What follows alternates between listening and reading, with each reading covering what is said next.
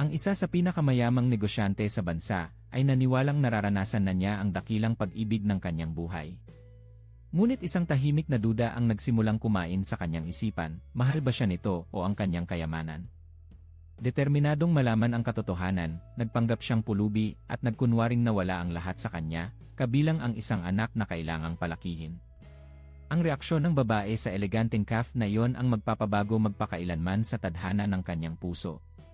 Nagising si Lucas de Dios ng alas 6 ng umaga, habang natutulog pa ang Maynila sa ibaba, ang mga ilaw ng lungsod ay kumukititap na parang mga bituing nahulog sa aspalto na bas ng ulan kaninang madaling araw. 42 palapag ang taas, mga bintanang mula kisam hanggang sahig, ang kalakhan ng pinakamalaking metropolis sa bansa, ay nakalatag sa kanyang harapan na parang isang buhay na mapa ng mga posibilidad na tila hindi nauubos. Ito ang uri ng tanawin na nagkakahalaga ng malaking kayamanan at matagal na niyang hindi nabibigyang pansin, dahil nakasanayan na ng sinumang nagtataglay ng isang bagay sa loob ng maraming taon ng walang hinto. 34 na taon. Tinatayang yaman na mahigit 4 na bilyong piso. Presidente ng De Dios Group, isang conglomerate na nagbubuklod sa mga kumpanya ng teknolohiya, agrikultura, infrastruktura, at mga pamumuhunan na nakakalat sa iba't ibang rehiyon ng Pilipinas.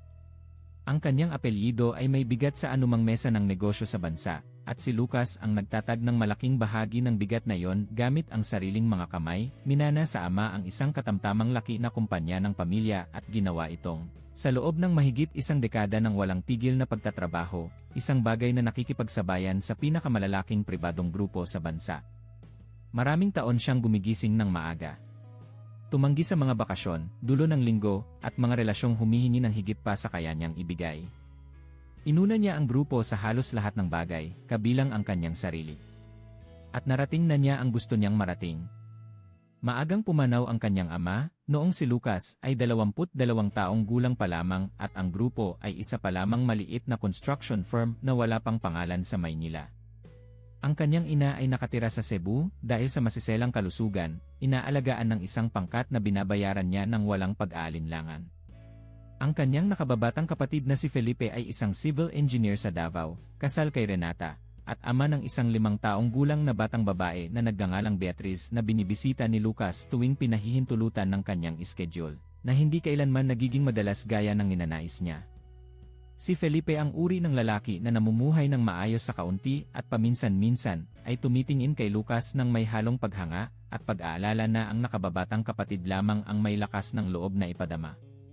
Sa isang kamakailang pagbisita, habang ang maliit na si Beatriz ay tumatakbo sa pagitan ng mga puno sa bakuran, habang ang buhok ay ginugulo ng hangin ng Davao, walang paligoy-ligoy na sinabi ni Felipe, "Nasa iyo na ang lahat, Lucas. Pero nag-aalala ako na wala kang sinumang tunay sa tabi mo. Hindi yung taong mananatili kapag nagbago na ang sitwasyon." Sumagot si Lucas na nariyan naman si Valentina. Nanatiling tahimik si Felipe ng mas matagal kaysa sa inaasahan, at pagkatapos ay nag-iba ng paksa ng may ngiting may mas malalim na kahulugan kaysa sa mga salita. Pumasok si Valentina Mercado sa kanyang buhay 3 taon na ang nakakaraan sa isang gabing parangal sa Cultural Center of the Philippines. Nakasuot ng pulang damit, lantad ang mga balikat, at may ngiting tila nakatimpla para gibain ang depensa ng mga lalaking katulad niya. Anak ng isang middle-class na pamilya mula sa Laguna, nagtapos ng Mass Communication sa V. Diliman, nagtatrabaho siya bilang Public Relations Officer sa isang events agency sa Makati. Maganda, mahusay magsalita, at may tumpak at eleganteng karisma ng isang taong maagang natutong makisama sa anumang panlipunang kapaligiran. Tapat siyang umibig. O kahit man lang iyon ang pinaniniwalaan niya. Ang mga unang buwan ay yaong mga nagpapapaniwala sa isang tao na ang pag-ibig na inilalarawan sa mga aklat ay hindi lamang labis na imahinasyon ng manunulat, kundi totoo at dumating na para manatili. Tumatawa si Valentina sa parehong mga biro niya. May mga opinyon tungkol sa pelikula, politika, arkitektura, at ang mga kontradiksyon ng Pilipinas na inilalantad niya ng may kawalang-galang na sa tingin ni Lucas ay nakakapanibago. Mahilig siyang maglakad sa mga barangay na bihirang bisitahin ni Lucas. Nag-uusat sila ng maraming oras nang hindi tumitingin sa cellphone. Sa unang pagkakataon sa kanyang buhay adulto, naisip ni Lucas na nakahanap na siya ng taong tunay na nakakakita sa kanya, hindi lamang ang mahalagang anino ng kanyang kayamanan. Ngunit ang panahon ay hindi nagpapatawad sa mga ilusyong pinanghahawakan natin. Ang mga detalye ay dahan-dahang dumating, isa-isa, na parang tulo sa gripo na nagsimulang napakaliit para tawagan ng tubero. Ang paraan kung paano kuminang ang kanyang mga mata sa bahagyang kakaibang paraan sa harap ng mga designer jewelry o sa pagdating sa isang eksklusibong address. Ang paraan kung paano niya binabanggit sa isang kaswal na paraan na tila nagsimulang magmukhang ensayado na ang isang kaibigan ay niregaluhan ng kondo ng boyfriend nito o ang isang partikular na magkapareha ay nagbakasyon gamit ang private jet sa Amanpulo. Ang mga planong iginuguhit niya para sa hinaharap nilang dalawa na laging puno ng mga villa sa Europa, mga season sa Boracay, mga kaganapan kung saan ang kanyang pangalan at ang kay Lucas ay kailangang magkasamang lumitaw sa tamang mga pahina ng tamang mga magazine. May isang partikular na pangyayari na minsan ay hindi sinasadyang binabalikan ni Lucas. Noong isang weekend sila sa Tagaytay noong nakaraang taglamig, nakatira sa isang high-end na rest house sa gilid ng bundok. Sa isang umagang napakalamig, habang nagkakape sila sa beranda na may tanawin ng bulkang Taal na nababalot ng hamog, may sinabi siya na halos hindi napansin noon. Sabi niya, "Kapag doon na tayo sa Europa tumira ng tuluyan, gusto ko ng ganitong bahay, pero mas malaki, may ganitong vibe ng bundok, pero may totoong istruktura." Tumawa si Lucas nang hindi sinusuri ang pangungusap. Kapag doon na tayo sa Europa tumira ng tuluyan. Para bang ang mayroon sila ay laging isang tuntungan patungo sa isang bagay na mas mataas, mas malawak, mas mahal. Napansin niya ito, ngunit pinili niyang huwag pansinin. Pinili niyang makakita ng pag-ibig kung saan may ambisyon. Dahan-dahang bumangon si Lucas mula sa kama at lumapit sa bintana. Nagigising na ang Maynila sa ibaba ng may karaniwang pagmamadali. Ang mga sasakyan ay lumilitaw sa mga kalsada na parang dugong nagsisimulang dumaloy sa mga ugat ng aspalto ng lungsod na hindi kailanman ganap na humihinto. Isinandal niya ang kanyang noo sa malamig na salamin at nanatili doon sandali, nakatingin sa ibaba ng walang tunay na nakikita. Noong nakaraang linggo, may nangyaring maliit na bagay na muling nagpaalab sa baga ng duda ng may lakas na hindi niya inaasahan. Naghahapunan sila sa isang restaurant sa Quezon City, isang tahimik na lugar na pinupuntahan niya dahil hindi ito isa sa mga sikat na address kung saan kailangan niyang panatilihin ang postura ng isang ehekutibo. Sa isang sandali, nag-vibrate ang cellphone ni Valentina sa ibabaw ng mesa. Tiningnan niya ang screen ng may ekspresyong nahuli ni Lucas bago niya ito mabilis na inayos. Isang ekspresyong hindi para sa isang taong nakatanggap ng karaniwang mensahe. May tinipa siyang maikli, ibinalik ang telepono sa bag, at ipinagpatuloy ang pag-uusap ng may ngiting tila na recalibrate ilang segundo bago nakarating sa kanyang mukha. Hindi siya nagtanong. Hindi ito selos. Ito ay isang bagay na mas malalim at mas tahimik. Ang kutob na may bersyon ni Valentina na umiiral ng kahanay ng kilala niya, isang bersyong nagkakalkula at nagtitimbang na tumitingin sa kanya hindi bilang si Lucas, ang lalaki, kundi bilang si Lucas de Dios, ang conglomerate, ang apelyido, ang black card at ang address sa Bonifacio Global City. Ito ay isang kutob na walang patunay. At ang mga kutob na walang patunay ang pinakamahirap palayasin dahil wala silang paraan para pabulaanan. Pumunta siya sa kusina at naghanda ng sariling kape, isang ritual sa mga umaga kung kailan kailangan niyang mag-isip ng hindi pinapanood ng mga katulong na nagpapatakbo ng kanyang penthouse tuwing araw ng trabaho. Ang Italian coffee maker, ang espesyal na kape na bagong giling, ang singaw na umaakyat ng paikot sa katahimikan ng malawak na unit. May mapait na irony sa kilos na yon, kaya niyang bumili ng buong chain ng pinakamagandang coffee shop. Ngunit ang nagpapakalma sa kanya ay ang simple at karaniwang gawaing paggawa ng sariling kape gamit ang sariling mga kamay. May sinabi si Ricardo Alquecid noong nakaraang buwan na hindi na maalis sa kanyang isipan. Si Ricardo ang kanyang financial director mula pa noong mga unang taon ng De Dios Group, ngunit higit sa lahat, siya ay isang kaibigan mula pagkabata na nakakilala sa kanya bago pa ang pera. Isang taong dahil dito ay may bihirang pribilehyo na sabihin ang hindi mangangahas na sabihin ng iba. NASA.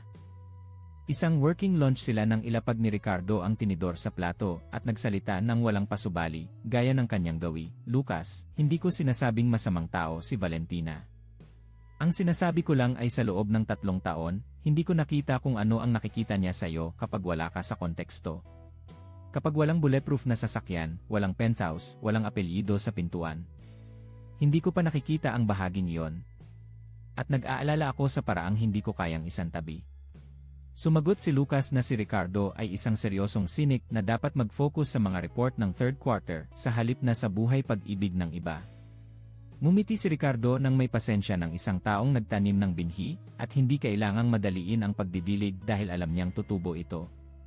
Ang binhi ay may mga ugat na ngayon. Ininom ni Lucas ang kape sa tabi ng bintana habang ang tasa ay nagpapainit sa kanyang mga kamay sa lamig ng umagang iyon ng Agosto. Naisip niya si Valentina sa kanyang kondo sa Makati, ang kondo na tinulungan niyang lagyan ng gamit ng hindi ito direktang hiniling, na napagtanto niya ngayon ng may hindi komportableng linaw, ay isang sopistikadong paraan ng paghingi ng hindi humihingi. Naisip niya ang singsing na nagkakahalaga ng 100,000 piso na ibinigay noong nakaraang Pasko. Isang Italian piece na pinuri nito ng may likas na kasanayan ng isang taong nagsaliksik muna bago nagpanggap na natuklasan ito nang hindi sinasadya sa isang display window habang naglalakad-lakad. Nag-vibrate ang cellphone sa counter. Si Valentina. Sinagot niya ito. Ang boses nito ay mainit, medyo paos na tila bagong gising pa lamang, at sa isang segundo ay naramdaman na lamang niya ang pamilyar na init na hindi kailanman ganap na nawala. Ang atraksyong nagpapakita sa lahat ng madidilim na katanungan bilang hindi patas. Itinanong nito kung kumpirmado siya para sa hapunan sa Huwebes sa isang restaurant sa Yisi. Sinabi nitong may isang mahalagang kliyente doon, partner ng isang American fund, at bumili siya ng bagong damit lalo na para doon. Sinabi niya ang lahat ng ito bago itanong kung kumusta ang tulog niya. Sinabi ni Lucas na kumpirmado siya. Pagkatapos nitong ibaba ang tawag, nanatili ang telepono sa kanyang kamay habang nakatingin sa screen ng matagal, pinoproseso ang pagkakasunod-sunod ng mga prioridad na yon nang may bigat sa dibdib na hindi na niya matatawag na paranoia. Mayroon siyang meeting ng 8:30 sa head office ng grupo, sa gitna ng Makati Avenue. Ang mundo ng negosyo ay hindi naghihintay para sa mga existential crisis. Ngunit habang naghahanda siyang umalis, isang ideya na isa pa lamang malabong balangkas ang nagsimulang magkaroon ng hugis sa loob niya. Isang radikal na ideya, kalkulado, malamig, at marahil ganap na kinakailangan. Kung tunay siyang mahal nito, kailangan niyang malaman ng minsanan.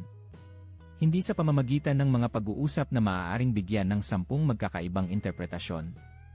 Kailangan niya ng isang patunay na walang anumang kalabuan ang makakadumi. Si Lucas de Dios ay nakabuo ng isang buong imperyo mula sa mga malalabong balangkas. Ang pagkakaiba ay sa pagkakataong ito, ang nakataya ay hindi isang financial balance sheet. Ito ay isang bagay na walang anumang halaga ng pera ang marunong kumalkula at walang anumang pagkawala ang marunong pumalit. Ang head office ng De Dios Group ay sumasakop sa huling 6 na palapag ng isang toreng gawa sa salamin at bakal sa Makati Avenue, at noong umagang iyon ng Martes, habang ang Maynila ay humuhuning sa kanyang walang pagod na ritmo sa labas, si Lucas ay nakaupo sa dulo ng mesa sa boardroom, habang ang tingin ay nakapako sa isang punto sa pagitan ng mga slide ng projector, at nang abot tanaw na siya lamang ang nakakakita. Ang Director of Operations na si Henrique Faria ay nagpipresenta ng mga numero para sa second semester nang may tumpak na kasanayan ng isang taong maraming beses na nag-ensayo. Ang mga graph ay tumataas, ang mga index ay positibo, ang De Dios Group ay nagpe-perform ng higit sa mga projection sa halos lahat ng aspeto. At walang naririnig si Lucas. Iniisip niya ang pagkakasunod-sunod.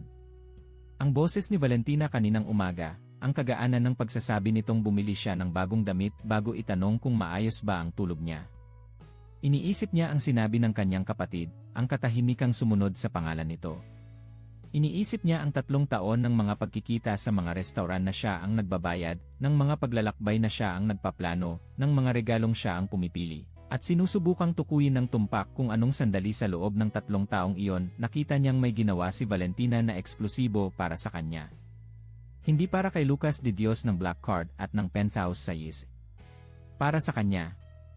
Tinapos ni Henrique ang presentasyon at nagkaroon ng serye ng mga komento na sinundan ni Lucas nang may kaunting presensya lamang, sapat na para hindi makompromiso ang meeting, ngunit malayo sa pakikilahok na nakasanayan ng kanyang mga direktor. Nang umalis ang lahat, nanatili si Ricardo Alcacid, gaya ng ginagawa niya tuwing may kailangang sabihin na hindi dapat marinig ng iba. Ito ay isang gawin ng halos 2 dekada ng pagkakaibigan. Isinara ni Ricardo ang pinto at tumayo sa tabi ng bintana, nakahalukip-kip ng walang pagmamadaling magsalita muna. Si Lucas ang bumasag sa katahimikan. Gagawin ko, sabi niya. Ang iminungkahi mo tungkol sa pagtuklas kung sino talaga siya. Gagawin ko ng totoo. Nanatiling tahimik si Ricardo sandali, nakatingin sa kanya nang may ekspresyong tila inaasahan na niya ito, ngunit kailangan pa rin ng isang segundo para iproseso. Pagkatapos ay hinila niya ang pinakamalapit na upuan at umupo, bahagyang nakasandal sa mesa. Sabihin mo sa akin kung ano ang nasa isip mo, sabi ni Ricardo. Wala pang buong plano si Lucas, ngunit mayroon na siyang balangkas. Naisip niya ito sa biyahe mula opisina hanggang doon. Ang ideya ay simple sa kalupitan at brutal sa katapatan. Kailangan niyang magpakita kay Valentina bilang isang bagay na hindi kailanman naging siya. Hindi sapat na sabihin na wala ang pera. Maraming sinasabi ang mga tao na hindi nananatili kapag humarap na ang katotohanan. Kailangan niyang magpakita bilang isang lalaking walang-wala, walang pag-asa, walang balangkas ng tagumpay na laging nakapalibot sa kanya. Kailangan niyang makita nito, gamit ang sariling mga mata, kung sino ang pipiliin nitong maging kapag wala na siyang maibibigay. Nakinig si Ricardo nang hindi sumasabat, at nang matapos si Lucas magsalita, nanatili itong nakatingin sa mesa ng ilang segundo. Nang iangat niya ang kanyang mga mata, walang paghuhusga sa mga ito, kundi isang bagay na mas malapit sa isang kontroladong kalungkutan. Naiintindihan mo ba na kung pumasa siya sa pagsubok, kailangan mong mabuhay kasama ang ginawa mo, sabi ni Ricardo. Kasama ang kasinungalingan, kasama ang pagsubok. Hindi iyon nawawala. Alam ko, sagot ni Lucas. At kung hindi siya pumasa, kailangan kong mabuhay kasama ang 3 taon ng ilusyon. Mas gusto ko nang malaman. Mas gusto ko ang tiyak na sakit kaysa sa walang hanggang duda. Dahan-dahang tumango si Ricardo bilang pagsang-ayon ng walang sigla. Pagkatapos, sa pragmatismo na gumawa sa kanya bilang isa sa pinakamahusay na financial directors sa corporate Philippines, sinabi niya, sige. Kung gagawin mo ng tama.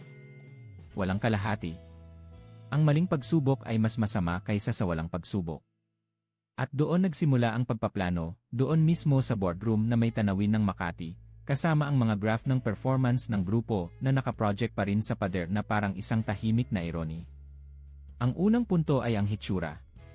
Kakailanganin ni Lucas ng mga damit na walang anumang tatak ng prestigiyo, walang tabas na magpapakita ng mamahaling tahi. Mga damit na agad magsasabi, nang hindi na kailangan ng mga salita, na ang lalaking iyon ay walang pera. Iminungkahi ni Ricardo na pumunta sila sa isang ukay-ukay sa Quiapo o sa isang murang tindahan sa Divisoria, mga lugar kung saan ang kaibahan sa buhay na kinagisnan ni Lucas ay ganap at walang sinumang makakakilala sa kanya sa pagitan ng mga estante. Walang online shopping na maaaring matrace, walang mga assistant na magtatago ng record ng order. Ang ikalawang punto ay ang relo. Suot ni Lucas ang isang Patek Philippe na nagkakahalaga ng higit pa sa isang 2-bedroom condo sa anumang lungsod sa bansa. Ang relo ay kailangang itago. Walang relo, walang gintong singsing na suot sa kanang palasingsingan, walang manipis na gintong kwintas na paminsan-minsan ay nakikita sa bukas na kwelyo. Ang ikatlong punto ay ang transportasyon. Hindi maaaring dumating si Lucas ng may private driver o kahit man lang premium app car. Iminungkahi ni Ricardo na maglakad siya ng ilang kanto bago makarating sa tagpuan, para ang katawan ay magkaroon ng postura ng isang taong dumating ng naglalakad, marahil ay galing sa jeep o bus, nang walang kasanayan ng isang taong bumaba sa isang sasakyang may aircon at leather seat. Ang lugar ng tagpuan ay natural na dumating sa kanilang dalawa ng sabay. Ang cafe ng mga orkidya sa Makati Avenue ay ang address kung saan ipinagdiriwang nina Lucas at Valentina ang mga espesyal na sandali sa loob ng 3 taon nilang magkasama. Mga kaarawan, mga tagumpay niya sa trabaho, mga paglalakbay na pinaplano nila, ang simula at ang mga kabanata ng isang kwento na naniwala siyang tungkol sa pag-ibig. May malupit na tula sa paggamit ng lugar na iyon bilang entablado. At mayroon ding lohika, magiging pamilyar si Valentina sa teritoryo, nang walang mga babalang maaaring magising ng isang hindi kilalang lugar. Ang kwento ng pagbagsak ay kailangan ding maging matatag. Ginugol ni Ricardo ang hapon sa pagtulong kay Lucas na buuin ang mga detalye nang may higpit ng isang taong gumagawa ng financial prospectus. Maling pamumuhunan sa isang tech startup na nangako ng malaki ngunit walang naibigay. Isang serye ng mga utang na umubos sa mga reserba at nagkompromiso sa mga garantiya. Ang kumpanya, ang sasakyan, ang penthouse, lahat ay naisanla o naibenta sa presyong pangmadalian. Isang lalaking bumaba mula sa rurok hanggang sa kailaliman sa loob lamang ng ilang buwan, nang walang safety net at walang sapat na pride para magtago. Noong panahon ng pagpaplanong ito lumitaw ang issue na tinawag ni Ricardo na ikalawang yugto. Kung gusto mo talagang malaman kung sino siya, sabi ni Ricardo, maingat na pinipili ang mga salita, kailangan mo ng higit sa isang layer. Ang balita ng pagkalugi ay maglalantad ng isang bahagi. Ngunit may iba pang bahagi mo na hindi pa kailanman nasusubok. Ang pagiging ama, halimbawa. Ang responsibilidad sa isang taong mahina. Iba yon sa pagiging mahirap lang. Iyon ay ang pagiging mahirap at pagkakaroon ng isang batang palalakihin. Nanatiling tahimik si Lucas ng matagal. Tumingin siya sa bintana sa labas, sa mga taong naglalakad na walang sinuman sa kanila ang nakakaalam kung sino siya mula sa anggulong iyon, mula sa distansyang iyon. Pagkatapos ay naisip niya si Beatriz, noong huling beses niya itong nakita sa bakuran ni Felipe sa Davao, na ang buhok ay gulo-gulo at ang mga asul na mata ay dilat habang hinahabol ang isang paru-paro sa pagitan ng mga bulaklak sa hardin. May litrato ng eksenang iyon sa kanyang cellphone, na kinuha niya mismo sa isang karaniwang hapon ng linggo. May litrato ako ng pamangkin ko, sabi ni Lucas ng dahan-dahan. Si Beatriz. 5 taon, blonde ang buhok, asul ang mga mata. Mukhang artista sa teleserye. Naintindihan ni Ricardo nang hindi na kailangan pang tapusin ang pangungusap. Ngunit nagbabala siya, nang may karaniwang seryoso, ang kwento ng bata ay mas malalim ang sugat na idudulot. Kailangan mong maging handa sa kung anong maaaring mangyari. Handa ako, sabi ni Lucas. At may determinasyon sa maikling sagot na iyon na kilalang-kilala ni Ricardo, ang parehong determinasyon kung saan pinirmahan ni Lucas ang mga masiselang kontrata, gumawa ng mga hindi popular na desisyon, at nagpuyat sa mga spreadsheet nang ang lahat ay nagpapayo ng umatras. Kapag sinabi ni Lucas de Dios na handa siya sa partikular na tonong iyon, alam ni Ricardo na wala ng argumentong makakapagpabago sa kanyang pasya. Nanatili sila sa silid hanggang sa dulo ng hapon, inaayos ang bawat detalye. Si Ricardo ang magsisilbing contact sa cellphone habang nasa tagpuan, sakaling magkaroon ng anumang hindi inaasahang pangyayari. Magdadala lamang si Lucas ng isang simpleng cellphone na ginagamit niya minsan para sa mga pribadong tawag, wala ang corporate smartphone na puno ng mga notification na agad magpapakilala sa kanya. Ang kwento ng buhay na binuo nila ay sapat na matatag para harapin ang mga direktang katanungan. Nang umalis na ang mga huling empleyado sa palapag at ang mga automatic lights sa hallway ay nagsimulang mamatay ng sunod-sunod, nanatiling mag-isa si Lucas sa boardroom habang ang mga kamay ay nakapatong sa mesa at ang mga mata ay nasa lungsod na nagdidilim sa labas. Ang mga ilaw ng Maynila ay isa-isang bumubukas, na tila ang Metropolis ay nagtitirik ng mga kandila para sa sarili nitong gabi. Naisip niya si Valentina. Naisip niya ang pula ng damit noong unang gabing iyon sa Sisi. Naisip niya kung gaano kadaling naniwala, kung gaano naging likas at kinakailangan ang maniwala. At naisip niya kung gaano ito magiging kaiba sa isang araw na dumarating na ang tumingin dito nang wala ang filter ng pagnanais na mahalin.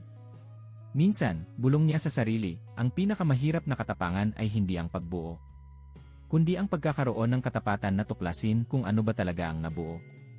Hindi sumagot ang lungsod. Ngunit handa na ang lahat.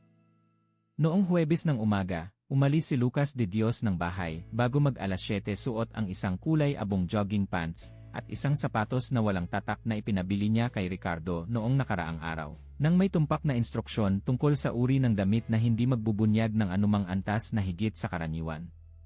Bumaba siya sa service elevator, umikot sa pangunahing pasukan ng gusali at sumakay ng karaniwang taxi sa kalye nang hindi gumagamit ng API para walang maiwang baka sa history.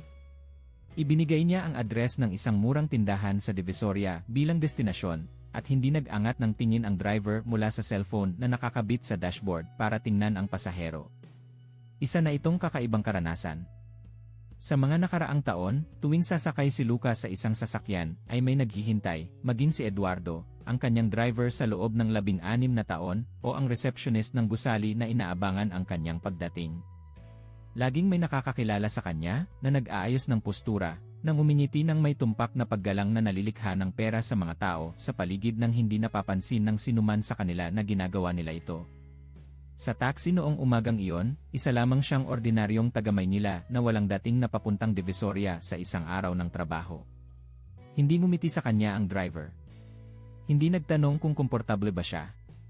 Hindi binuksan ang aircon ng hindi hinihiling. Siya ay invisible. At ang pagiging invisible ay may bigat na hindi niya inaasahan. Ang Divisoria ay nagigising ng maaga at maingay, gaya ng dati. Ang mga bangketa ay puno na ng mga kariton, ng mga balumbon ng tela, ng mga tinderong sumisigaw ng mga presyo, at ng mga mamimiling tumatawad ng malakas ng walang hiya-hiya. Naglakad si Lucas sa mga kalsada habang ang mga kamay ay nasa bulsa, tinitingnan ang mga display window ng mga murang tindahan ng may tunay na pansin sa unang pagkakataon sa kanyang buhay, hindi bilang isang negosyanteng sinusuri ang merkado, kundi bilang isang taong kailangang bumili ng damit na may tanging pamantayan na magmukhang walang pera para bumili ng mas maganda. Pumasok siya sa isang ukay-ukay na nakadisplay ang listahan ng mga presyo sa harapan na may malalaki at pulang titik. Ang tindera, isang babaeng nasa 40 taon na ang buhok ay nakatali at may mahusay na ekspresyon, ay tumingin sa kanya ng may parehong pansin na ibinibigay niya sa anumang ibang kliyente, hindi higit at hindi kulang. Walang pagkilala sa kanyang mga mata. Walang hindi kapansin-pansing pag-aayos ng postura na natutunan ng baliwalain ni Lucas, ngunit laging napapansin ang paglitaw. Sinabi lamang nito na maaari siyang tumulong, at sinabi ni Lucas na kailangan niya ng pantalon at polo. Lumabas siya doon pagkaraan ng 40 minuto, bitbit ang isang plastic bag na naglalaman ng 2 kupas na pantalon, 3 polo na may mahahabang manggas na sira-sira na ang tahi, isang peres ng sapatos na gawa sa artipisyal na balat na medyo pudpud na ang swelas, at isang nylon jacket na nakaranas na ng mas magagandang araw. Gumastos siya ng mas mababa sa damit kaysa sa karaniwan niyang ginagastos para sa isang kurbata. Naghihintay si Ricardo sa boardroom nang dumating si Lucas sa head office. Tiningnan nito ang plastic bag at pagkatapos ay si Lucas nang may ekspresyong hindi naman pagsang-ayon at hindi rin naman pagsaway. Ito ay ekspresyon ng isang taong tumutupad sa papel na pinili niyang gampanan at humihiling lamang na maging maayos ang lahat ayon sa plano. Ang pagbabago ay nangyari sa banyo ng executive floor habang si Ricardo ay nagbabantay sa labas. Inalis ni Lucas ang Patek Philippe at itinago sa loob na bulsa ng kanyang Amerikana na maiiwan sa isang locker. Inalis ang gintong singsing at ang kwintas. Pinalitan ang mamahaling polo ng isa sa mga nabili niya, ibinubutons hanggang sa huling butons ng may pisikal na kakaibang pakiramdam na mahirap pangalanan. Ang mga damit ay may ibang haplos, ibang bigat, ibang amoy ng bodega na walang anumang fabric softener ang makakapagtanggal ng tuluyan. Nang tumingin siya sa salamin, nakilala niya ang sariling mukha, ngunit hindi niya nakilala ang lalaking isinusuot ng mukhang iyon. Siya ay isang hindi kilalang tao. At ang hindi kilalang tao ay mukhang eksakto sa kailangang maging hitsura nito. Kumatok si Ricardo sa pinto at nang buksan ni Lucas, nanatiling nakatingin ang kaibigan ng matagal bago sinabi, sa tuyong boses, gumagana. Mukha kang ibang tao. Hindi alam ni Lucas kung ito ba ay isang papuri o isang malungkot na obserbasyon. Ang litrato ni Beatriz ay nakaprint sa ordinaryong papel, sukat na 10 sa 15, walang frame. Pinili ni Lucas ang litratong kinuha niya sa hapong iyon sa Davao, ang pinakabago na mayroon siya ng pamangkin, habang nakatayo ito sa pagitan ng mga bulaklak sa hardin ng kanyang kapatid. Nakangiti sa isang bagay sa labas ng frame nang may likas na saya ng isang batang hindi alam na kinukuhanan siya ng litrato. Ang blonde na buhok ay nililipad ng hangin, ang mga asul na mata na minana sa lola sa ama ni Felipe, isang ekspresyon ng walang pakialam na kagalakan na kabaligtaran ng gagawin ni Lucas sa larawang iyon. Itinupi niya ang litrato at inilagay sa bulsa ng kupas na polo. Naramdaman niya ang isang bagay na ayaw niyang pangalanan ng labis, ngunit malapit ito sa pagsisising bago pa mangyari. Tinawagan niya si Valentina ng 11:00 ng umaga. Ang boses nito ay tunog na gulat sa tawag, dahil kadalasang sa pamamagitan lamang ng mensahe sila nag-uusap sa araw. Sinabi niyang kailangan niya itong makita, na may mahalagang bagay siyang kailangang sabihin ng personal at hindi na makakapaghintay. Nanatiling tahimik ito ng 2 segundo, at naisip ni Lucas ang ekspresyon nito sa kabilang linya, sinusubukang hulaan ang tono ng kanyang boses. Nang magtanong ito kung maayos ba ang lahat, sinabi niyang hindi maayos. Na kailangan niyang pumunta sa cafe ng mga orkidya ng 3:00 ng hapon. Nagkaroon ng katahimikan. Pagkatapos ay naging malambot ang boses nito, nag-aalala sa tamang antas, at sinabing siyempre, pupunta siya doon, at maaari silang mag-usap. Nanatili ang telepono sa kamay ni Lucas pagkatapos ng tawag, nararamdaman ang parehong halo ng determinasyon, at hindi magandang pakiramdam na kasama ng anumang mahirap na desisyon na alam nating kailangan nating gawin kahit ano paman. Umalis siya sa gusali ng 2:00 ng hapon sa gilid na pasukan na ginagamit para sa mga supplier at service provider. Ang guard na nakaduty, na kilalang kilala siya sa loob ng maraming taon, ay tumingin sa kanya nang may nalilitong ekspresyon sandali, gaya ng isang taong nakakita ng pamilyar na bagay ngunit hindi matukoy kung saan niya ito nakita dati. Dumaan si Lucas nang walang sinasabi, ang mga balikat ay bahagyang nakayukod sa isang kilos na pinraktis niya sa salamin at sumisira sa tuwid na postura ng ehekutibo na daladala niya sa katawan sa loob ng maraming taon. Ang paglalakad mula opisina hanggang sa calf ng mga orkidya ay inaabot ng mga 20 minuto sa paglalakad, dumadaan sa puso ng Makati, kasama ang mga bangketa nito at ang mga matatandang puno na nagbibigay ng lilim sa mga butike at mga restaurant para sa executive lunch. Maraming beses nang ginawa ni Lucas ang rutang ito, ngunit laging nakasakay sa sasakyan, dumarating at umaalis sa loob lamang ng ilang minuto, nang hindi nakikita ang lungsod mula sa loob palabas gaya ng nakikita niya ngayon. Naglalakad ng dahan-dahan, gamit ang sapatos na manipis ang swelas na walang anumang cushion. 2 babaeng maayos ang bihis ang dumaan sa kanya nang hindi man lang tumitingin. Isang delivery rider sa bisikleta ang muntik nang makabangga sa kanya sa kanto, at hindi humingi ng paumanhin, bumusina lamang at nagpatuloy. Isang lalaking naka-Amerikana na hindi niya kilala ang nakasalubong niya sa bangketa at tumingin ng diretsyo sa kanya nang may mabilis na ekspresyon ng kusang pagtatasa na ginagawa ng mga tao sa mga taong hindi nagpapakita ng banta o interes, at iniwas ang tingin bago pa may rehistro ni Lucas kung mayroon bang higit pa sa kawalang bahala. Iba ito sa pagiging mayaman at nakasuot ng Amerikana. Iba ito sa lahat ng alam niya. Ang lungsod ay may ibang tekstura kapag wala kang halaga dito. Ang calf ng mga orkidya ay matatagpuan sa isang tahimik na kanto ng Makati, may harapang gawa sa madilim na kahoy at mga florera ng mga puting orkidya na nagbibigay sa lugar ng isang pakiramdam ng inaalaga ang pagiging pribado. Dinala ni Lucas si Valentina sa unang pagkakataon sa calf na yon noong 5 buwan ng kanilang relasyon. Sa isang hapon ng linggo, habang mahinang umuulan at nanatili sila doon ng 3 oras na nag-uusap tungkol sa mga walang kwentang bagay ng may tindi ng isang taong tumutuklas pa lamang sa isa't isa. May kahulugan sa lugar na yon na halos imposibleng ihiwalay sa kwentong binuo nilang dalawa. At may malupit na kalkulasyon sa pagbuwag sa kwentong iyon doon mismo. Dumating siya ng may 20 minutong aga at nakiusap na maupo sa mesa sa kanto kung saan sila laging nakaupo, ang may bintanang nakaharap sa kalye at nagpapapasok ng liwanag ng hapon sa pahilis at ginintuang paraan, na ginagawang mas malambot ang anumang kapaligiran kaysa sa kung ano talaga ito. Ang waiter, isang binatang hindi kilala ni Lucas, ay tinrato siya ng may mekanikal na kahusayan na nakalaan para sa mga kliyenteng may karaniwang hitsura. Hindi nito hinila ang upuan. Hindi nagtanong kung may espesyal bang okasyon. Dinala ang simpleng menu at sinabing babalik agad. Nag-order si Lucas ng simpleng kape at nanatiling nakatingin sa kalye sa pamamagitan ng salamin. May mga magkaparehang dumadaan. May mga inang nagtutulak ng stroller. May mga ehekutibong mabilis na naglalakad habang nakatingin sa cellphone. Ang mundo ay nagpapatuloy sa kanyang kurso ng may perpektong kawalang bahala na mayroon ito para sa mga individual na drama ng sinumang tao, gaano man kalaki ang mga dramang iyon sa loob. Nasa bulsa niya ang litrato ni Beatrice. Nasa isip niya ang ensayadong kwento, ang bawat detalye ay maingat na nakaayos.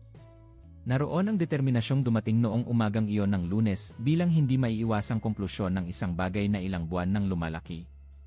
At naroon din, nakabaon ng malalim sa ilalim ng lahat ng iyon, ang isang bahagi ng pag-asa na mas gusto niyang huwag kilalanin, ngunit umiiral pa rin sa anumang paraan. Ang bahaging nagsasabi, baka mabigla ka niya. Baka lahat ng iniisip mo ay mali. Baka dumating siya, makita ang simpleng lalaking nakaupo sa dati nating mesa, at ang unang bagay na sasabihin niya ay ang pangalan mo ng may pag-ibig. Dahan-dahan niyang ininom ang kape, mag-isa sa mesang iyon na nagtatago ng 3 taon ng mga alaala, at naghintay. Dumating si Valentina ng 3:02 nang may pagka-late na sadya ng isang taong alam na ang pagdating ng huli ng kaunti sa takdang oras ay may sinasabi tungkol sa sariling kahalagahan. Nakita siya ni Lucas sa bintana bago pa siya pumasok, nakita ang tiyak na hakbang, ang leather bag na nakasabit sa braso, ang kulay kape na buhok na nakalugay sa mga balikat ng may kulot na lagi niyang ginagawa bago umalis. Nakasuot siya ng isang silk blouse na kulay buhangin at pants na tahi ng sastre, at may isang bagay sa kabuuan ng kanyang hitsura na tila kakaiba ngayon, tinitingnan gamit ang ibang mga mata. Iyon ay damit ng isang taong nagpipresenta ng sarili, hindi ng isang taong makikipagkita sa mahal sa buhay. Pumasok siya, nilibot ang paningin sa buong silid at nakita siya. May isang bahagi ng segundo, isa lamang, bago siya makarating sa mesa. Isang bahagi kung saan ang kanyang ekspresyon ay may narehistrong bagay na pagkatapos ay tinakpan niya ng karaniwang ngiti. Ngunit nahuli ito ni Lucas dahil inaasahan niya ito, nakatuon sa bawat milimetro ng reaksyon. Ang nakita niya sa bahaging iyon ay hindi pag-aalala, kundi pagtatasa. Nilibot ng kanyang mga mata ang mga simpleng damit, ang buhok na hindi nilagyan ni Lucas ng anumang produkto, ang mga sapatos na sira-sira na nakikita sa ilalim ng mesa. At ang dumaan sa kanyang mukha bago ang ngiti ay ang ekspresyon ng isang taong mabilis na nag-compute at nagulat sa resulta. Umupo siya sa harap ni Lucas, inilagay ang bag sa katabing upuan, at sinabi sa malambot na boses na narito na siya, na nag-alala siya sa tono ng tawag nito. Itinanong niya kung ano ang nangyayari. Huminga ng malalim si Lucas. Mahigit 10 beses niyang inensayo ang bahaging ito, ngunit walang anumang ensayo ang nakagaya sa tunay na pakiramdam ng pagtingin sa mukha ng isang taong minamahal at mapilitang magsinungaling ng may layunin. Nagsimula siyang dahan-dahan, ang boses ay maingat na inalisan ng tono ng otoridad na ginagamit niya nang hindi napapansin, para bang ang boses mismo ay kailangang bihisan ng mga simpleng damit ng hapong iyon. Sinabi niyang may isang bagay siyang sinubukang lutasin ng mag-isa sa loob ng maraming buwan at hindi na niya kayang itago pa. Na ang kumpanya ay dumaan sa isang krisis na.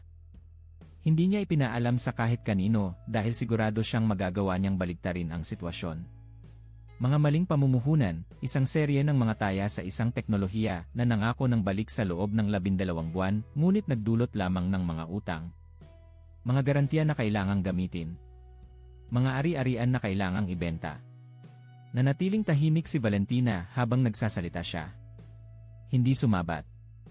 Ngunit pinanood ni Lucas ang mukha nito nang may pansin na hindi pa niya naibibigay sa anumang financial report, at ang nakita niya ay hindi ekspresyon ng isang taong nakikinig sa problema ng minamahal, kundi ekspresyon ng isang taong nakikinig sa isang balita na kailangang suriin bago ang anumang reaksyon. Nagpatuloy siya. Sinabi niyang ang penthouse sa EEC ay ibinigay bilang garantiya sa bangko at nagsisilbing pambayad sa utang.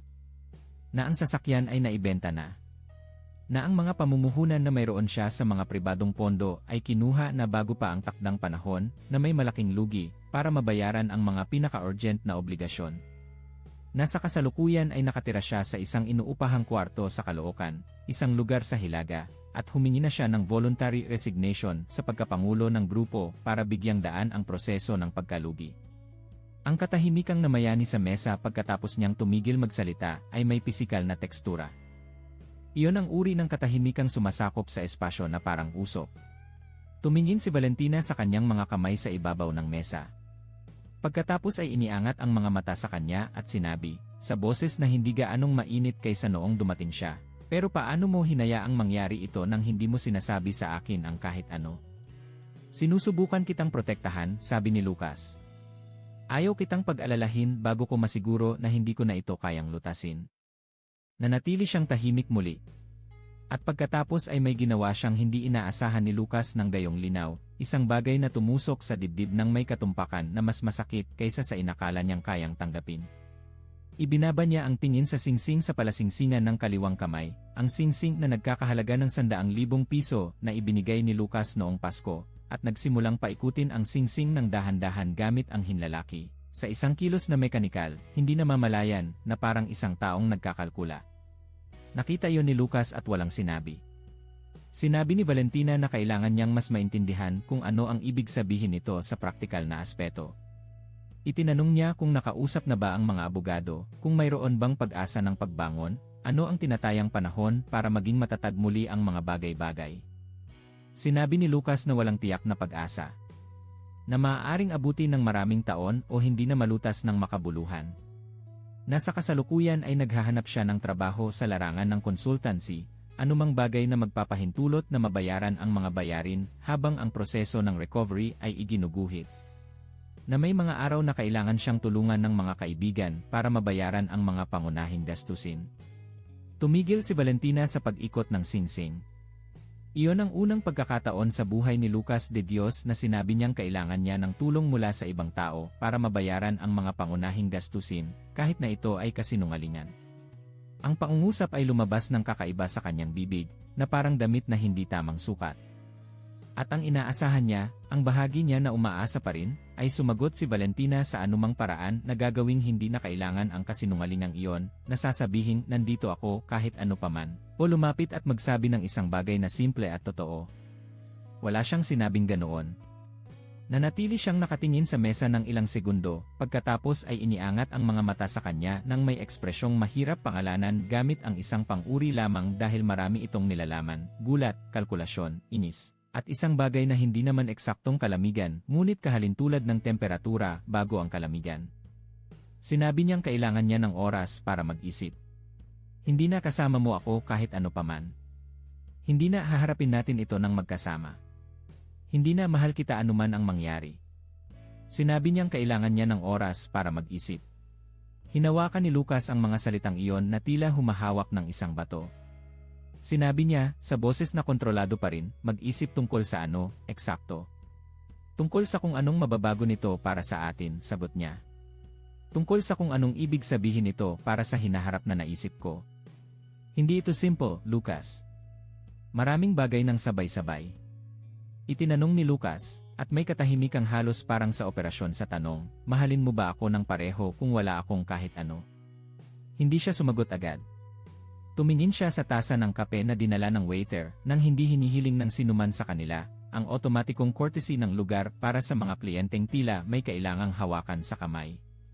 Pagkatapos ay sinabi niyang ang pag-ibig ay hindi isang bagay na hiwalay sa totoong buhay, na walang sinumang nabubuhay sa damdamin lamang ng walang istruktura, na nakabuo siya ng isang pananaw sa hinaharap na may kinalaman sa kung ano sila kapag magkasama at ngayon ay sinusubukan niyang intindihin kung paano muling bubuin ang pananaw na yon.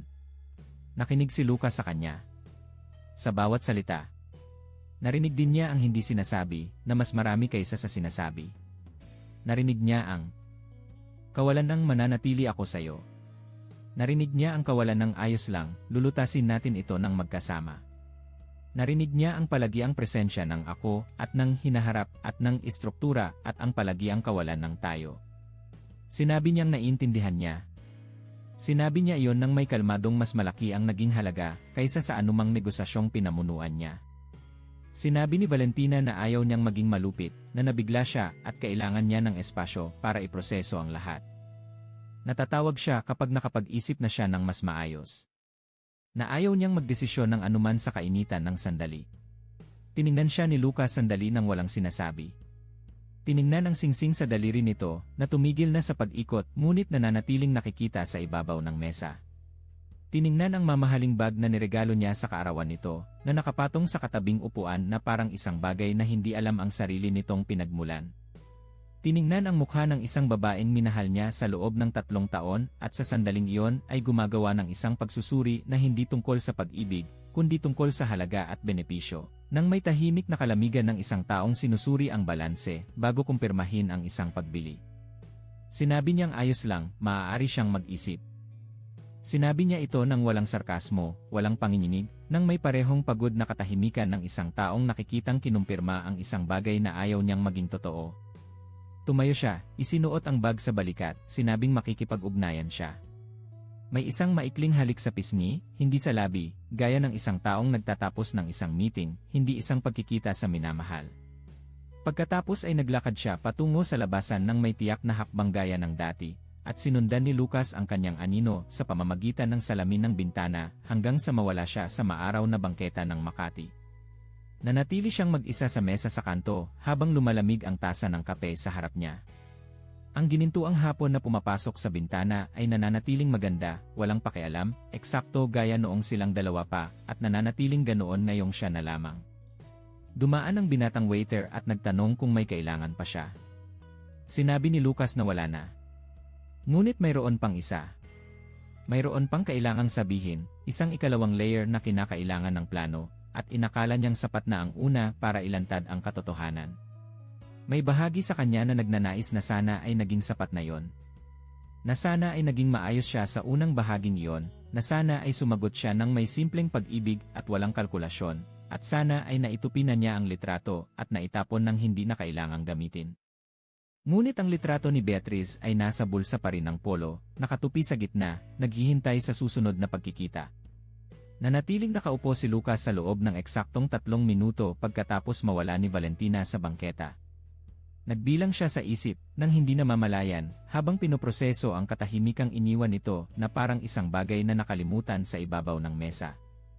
Kailangan ko ng oras para mag-isip. Ang pangungusap ay paulit-ulit sa isip, walang awa, bawat pag-uulit ay naglalantad ng bagong layer ng kung anong ibig sabihin nito at kung anong hindi nito ibig sabihin. Pagkatapos ay tumayo siya. Iniwan ang perang papel sa ibabaw ng mesa, mga gusot na perang kinuha niya sa isang simpleng wallet na gawa sa synthetic leather na binili ni Ricardo kasabay ng mga damit at lumabas. Tinanggap siya ng hapon ng Makati nang may partikular na amoy ng lugar, ng mga bulaklak at aspalto at aircon ng mga tindahan ng mamahaling damit, na sa ibang pagkakataon ay amoy pribilehyo at ngayon ay amoy lamang ng isang lungsod na hindi alam na umiiral siya. Nasa mahigit 1 kanto lamang ang layo ni Valentina, naglalakad patungo sa highway, malamang ay naghahanap ng sasakyan. Mabilis na naglakad si Lucas, nang hindi tumatakbo, tinatawag ang pangalan nito nang may determinasyong kinilala nito dahil huminto ito bago pa man lumingon. Lumingon siya nang may ekspresyong halo ng gulat at inis na hindi maitago. Lumapit si Lucas sa kanya at sinabing may isa pang bagay na kailangan nitong malaman. Na hindi niya nasabi kanina dahil mahirap ilagay sa mga salita, ngunit bahagi ito ng nangyayari sa buhay niya at may karapatan itong malaman. Bumuntong hininga ito ng bahagya, inayos ang bag sa balikat at sinabing nakikinig siya. Bumalik sila sa mesa sa kanto sa cafe ng mga orkidya ng tahimik. Nakita sila ng binatang waiter na bumabalik ng may neutral na ekspresyon at kinuha ang ginamit na tasa ng walang komento. Umupo si Lucas, at umupo si Valentina sa harap niya nang may postura ng isang taong nagbigay ng karagdagang 5 minuto sa isang masikip na schedule. Dahan-dahan niyang inilagay ang kamay sa bulsa ng polo.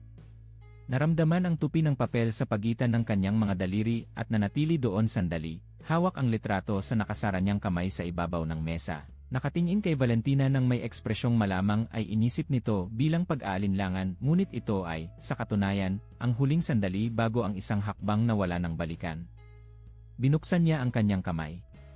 Ang litrato ni Beatriz ay nanatili sa ibabaw ng puting mantel ng mesa ng cafe ng mga orkidya sa ilalim ng ginintuang liwanag ng hapon, at ang bata sa papel ay nakangitinang.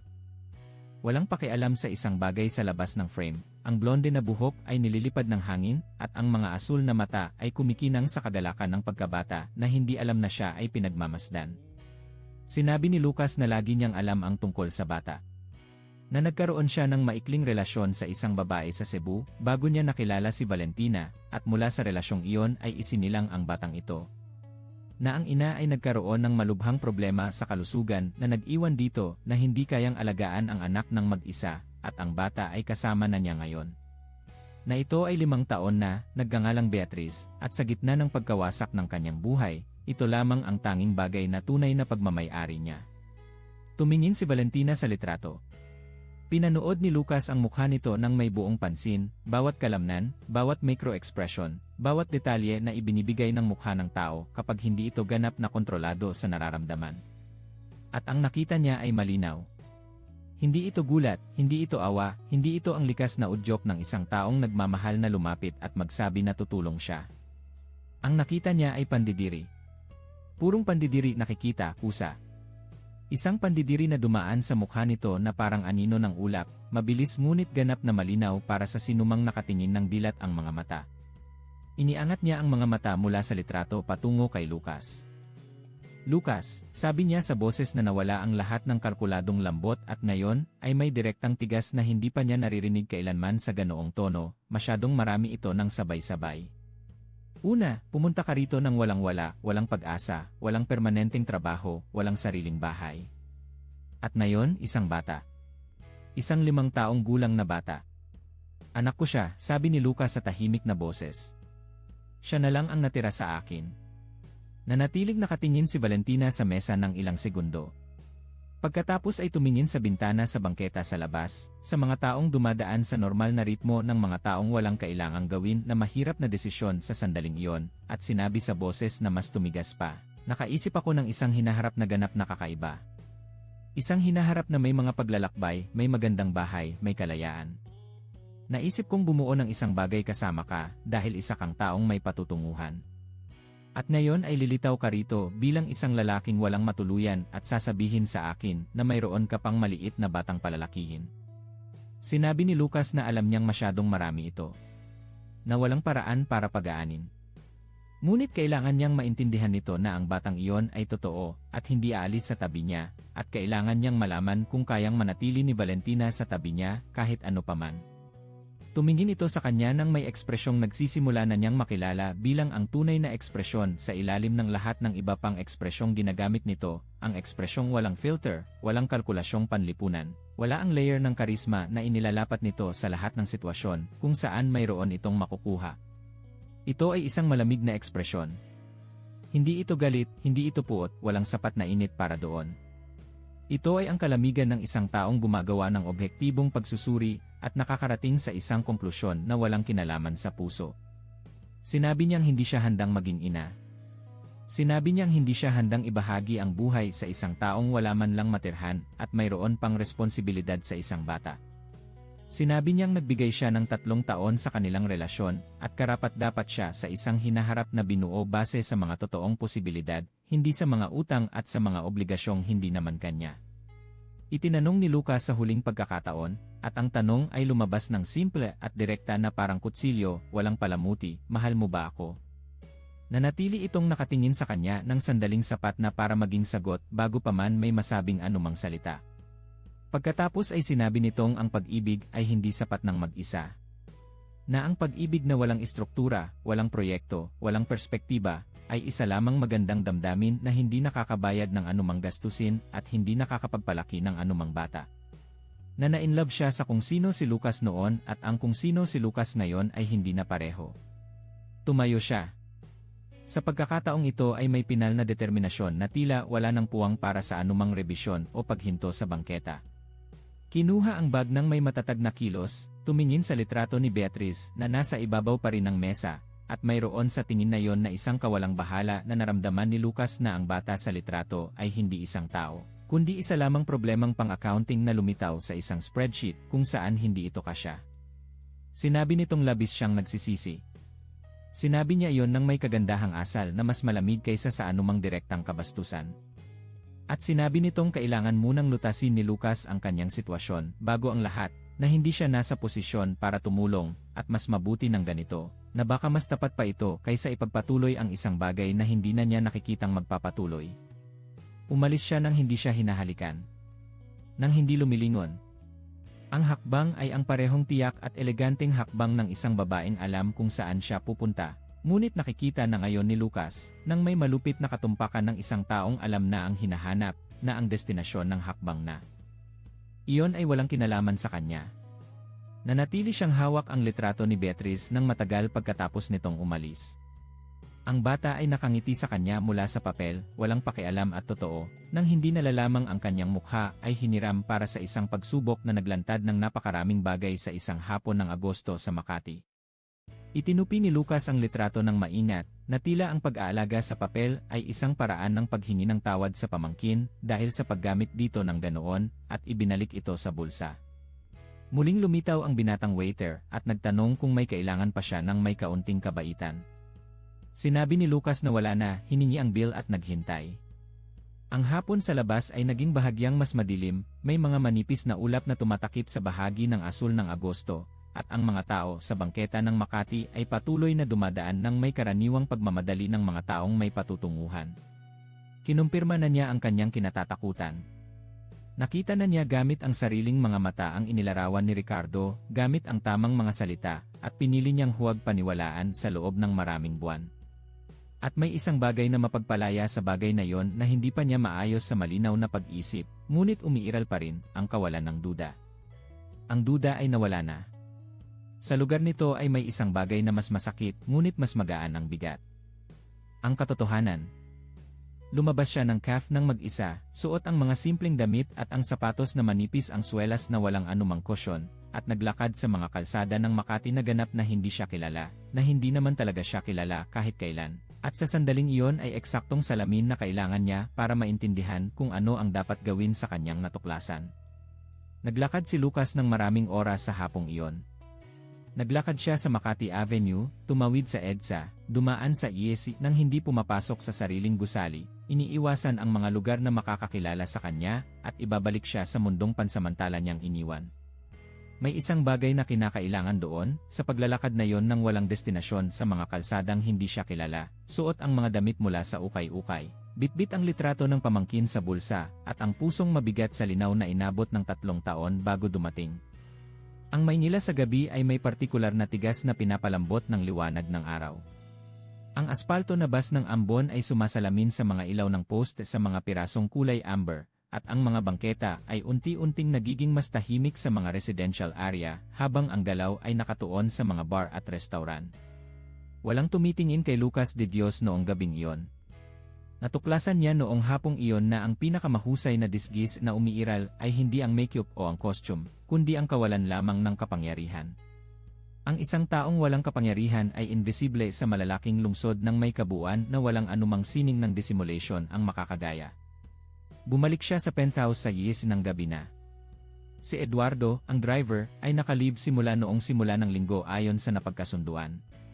Tinanggap siya ng reception ng may karaniwang paggalang at napagtanto niya kung gaano na siya nasanay na hindi mapansin ang paggalang na iyon, gaya ng isang taong nasanay sa aircon at napapansin lamang kapag nasa labas na. Umakyat siya, pinalitan ang mga simpleng damit ng isang komportableng pambahay, at nanatiling nakaupo sa beranda hanggang hating gabi, nakatingin sa lungsod na nagpapatuloy sa kanyang walang hanggang tibay sa ibaba. Hindi alam na ito ang naging entablado ng isang pagtuklas na nagbago sa isang bagay sa permanenteng paraan. Sa mga sumunod na araw, bumalik si Lucas sa routine ng grupo nang may ibang pansin, mas walang laman sa ilang aspeto at mas malinaw sa iba. May kakaibang kagaanan sa pag-alam sa alam niya ngayon, kahit na ang kagaanan na yon ay masakit. Ang duda na dala-dala niya sa loob ng maraming buwan, ang tahimik na pagkabulok na nagkokompromiso sa lahat ng hindi pinapangalanan ang anuman, ay nawala na. Sa lugar nito ay may isang malinis na sakit, na siyang uri ng sakit na nagpapagaling. Si Ricardo lamang ang tanging nakakaalam sa nangyari. Tumawag ito noong gabi pagkatapos ng pagsubok at nakinig sa lahat ng tahimik, nang wala ang sinabi ko na sa iyo, na gagamitin ng sinumang ibang kaibigan sa ganitong sitwasyon. Nang matapos si Lucas, nanatiling tahimik si Ricardo sandali at pagkatapos ay sinabing, magiging maayos ka. Hindi ito pampalubag-loob, ito ay obserbasyon. Magiging maayos ka dahil ikaw ang uri ng tao na kapag nawala ng isang peking bagay, kalaunan ay nakakahanap ng isang bagay na totoo. Pagkatapos ay ibinaba ang tawag ng walang protokol ng pamamaalam, gaya ng kanyang gawi sa mga pag-uusap na nasabi na ang kailangang sabihin. Noong ika-4 na araw, nag-vibrate ang cellphone ni Lucas na may pangalan ni Valentina sa screen. Nanatili siyang nakatingin sa screen sa loob ng 3 ring bago sumagot. Ang boses nito, nang dumating sa aparato, ay iba sa boses noong hapong iyon sa CAF. Mayroon itong pinag-aralang lambot, isang pag-iingat sa tono na tunog gaya ng isang bagay na inihanda. Sinabi nitong nagmuni-muni siya ng malalim. Na naging masyadong malupit siya, na nag-react siya sa gulat at hindi sa puso. Na mahal niya si Lucas at nagkamali siya sa pag-alis nang hindi nililinaw na nasa tabi siya nito. Nakinig si Lucas. Sinabi niyang naiintindihan niya. Sinabi niyang maaari silang mag-usap kung gusto nito. Sinabi nitong gusto niya. Iminungkahi ang CAF ng mga orkidya, nang may likas na katangian ng isang taong hindi napapansin, o nagpapanggap na hindi napapansin, na sa tuwing pumapasok ang CAF na yon sa usapan ay may kwentong nasa likod nito na may bigat. Nagkasundo sila para sa susunod na hapon. Dumating si Valentina ng kakaiba sa pagkakataong ito. May nakikitang pagsisikap sa kanyang ayos, na tila mas maraming oras ang ginugol niya sa harap ng salamin kaysa sa karaniwan. Ang damit ay bago, navy blue, at may pag-ingat sa kabuuan ng hitsura na nagsasalita tungkol sa isang layuning kalkulado ng may higit na katumpakan kaysa sa anumang salitang gagamitin niya. Inayusan niya ang sarili para muling makuha si Lucas, at may isang bagay sa seryosong paraan ng pag-ayos niya na, sa sarili nito, ay isang pag-amin. Umupo siya, umiti ng may ngiting minahal ni Lucas simula pa noong una, at nagsimulang magsalita sa matamis na boses na ginagamit niya kapag gusto niyang mangumbinsi. Sinabi nitong naging hindi patas siya. Na ang tunay na pag-ibig ay hindi sinusukat sa kung anong mayroon ang isa, kundi sa kung sino ang isa. Na nagpanik siya sa balita at nag-react sa paraang hindi sumasalamin sa kung anong tunay niyang nararamdaman. Nakinig si Lucas sa kanya nang may pansin, hinahanap sa kanyang pananalita ang naroon sa nakaraang pananalita, hinahanap ang butas kung saan dumudulas ang katotohanan sa pamamagitan ng mga argumentong maayos ang pagkakabuo. At nahanap niya ito. Nang magtanong siya tungkol sa bata, ang mukha ni Valentina ay gumawa ng isang maliit, ngunit ganap na nagbubunyag na bagay. Isang maliit na pag-aayos ng ekspresyon, gaya ng isang taong muling nag-aayos ng panloob na senaryo bago sumagot. Ngumiti siya ng may kagaanan na hindi nakakarating sa mga mata at sinabing naisip din niya yon. Na mayroong mga mahuhusay na boarding school na tumatanggap ng mga bata na may espesyal na istruktura. Na sa ganoong paraan ay makakapag-focus sila sa muling pagbuo ng kanilang buhay nang hindi nabibigatan ang bata sa isang hindi matatag na sitwasyon.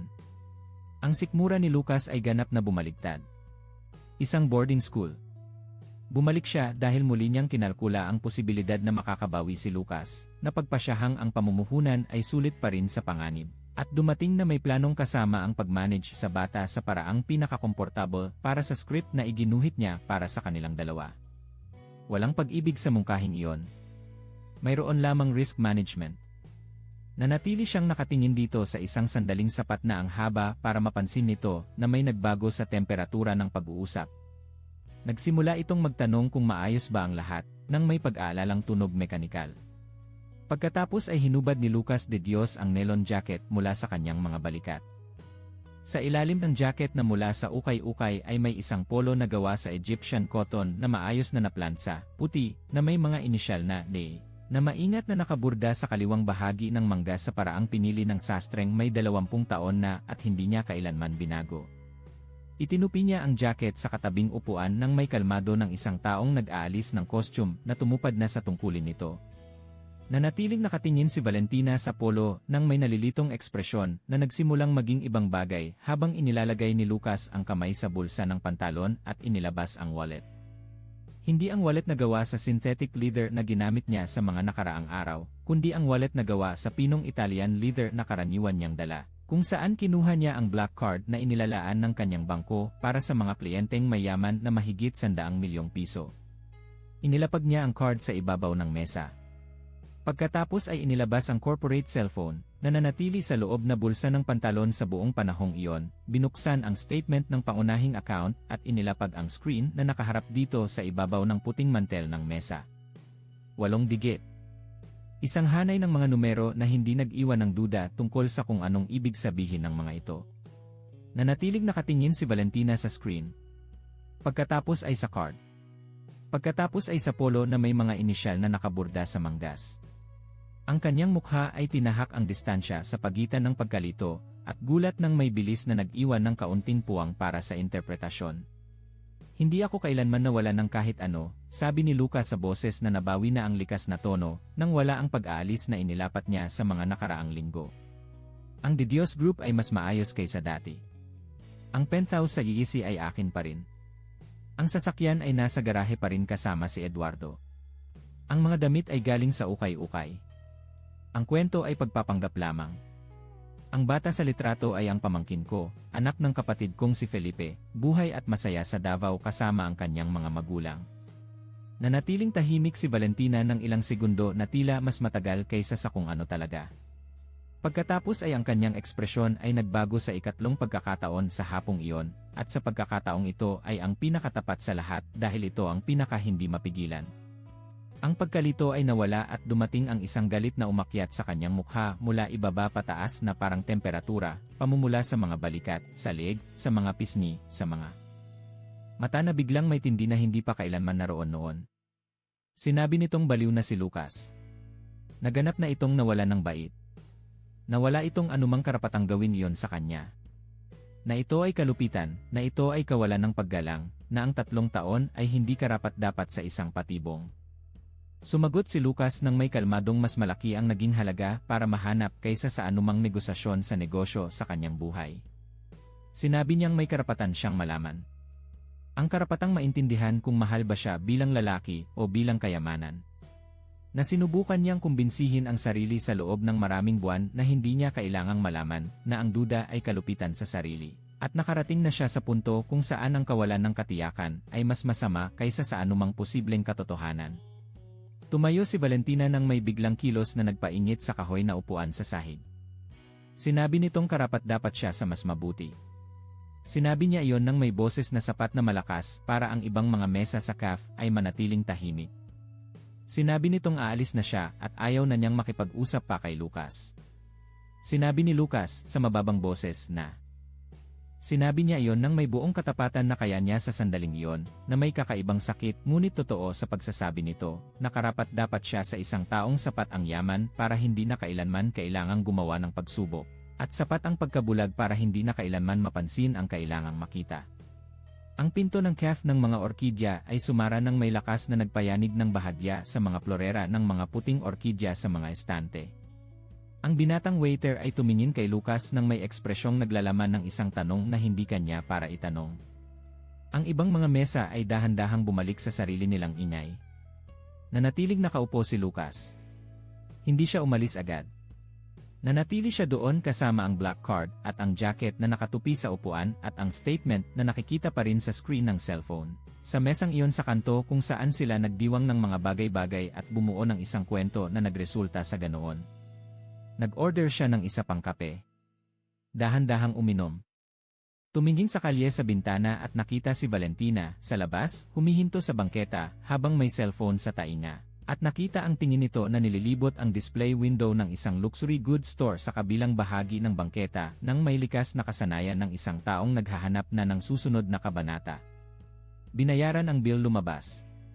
Tinanggap siya ng hapon ng Maynila nang may karaniwang ingay ng Metropolis na nagpapatuloy ng walang hinto. Sa unang pagkakataon sa loob ng maraming buwan, ang bato sa dibdib ay nawala na. Sa lugar nito ay may isang bakante na masakit sa ibang paraan, mas malinis, mas tapat.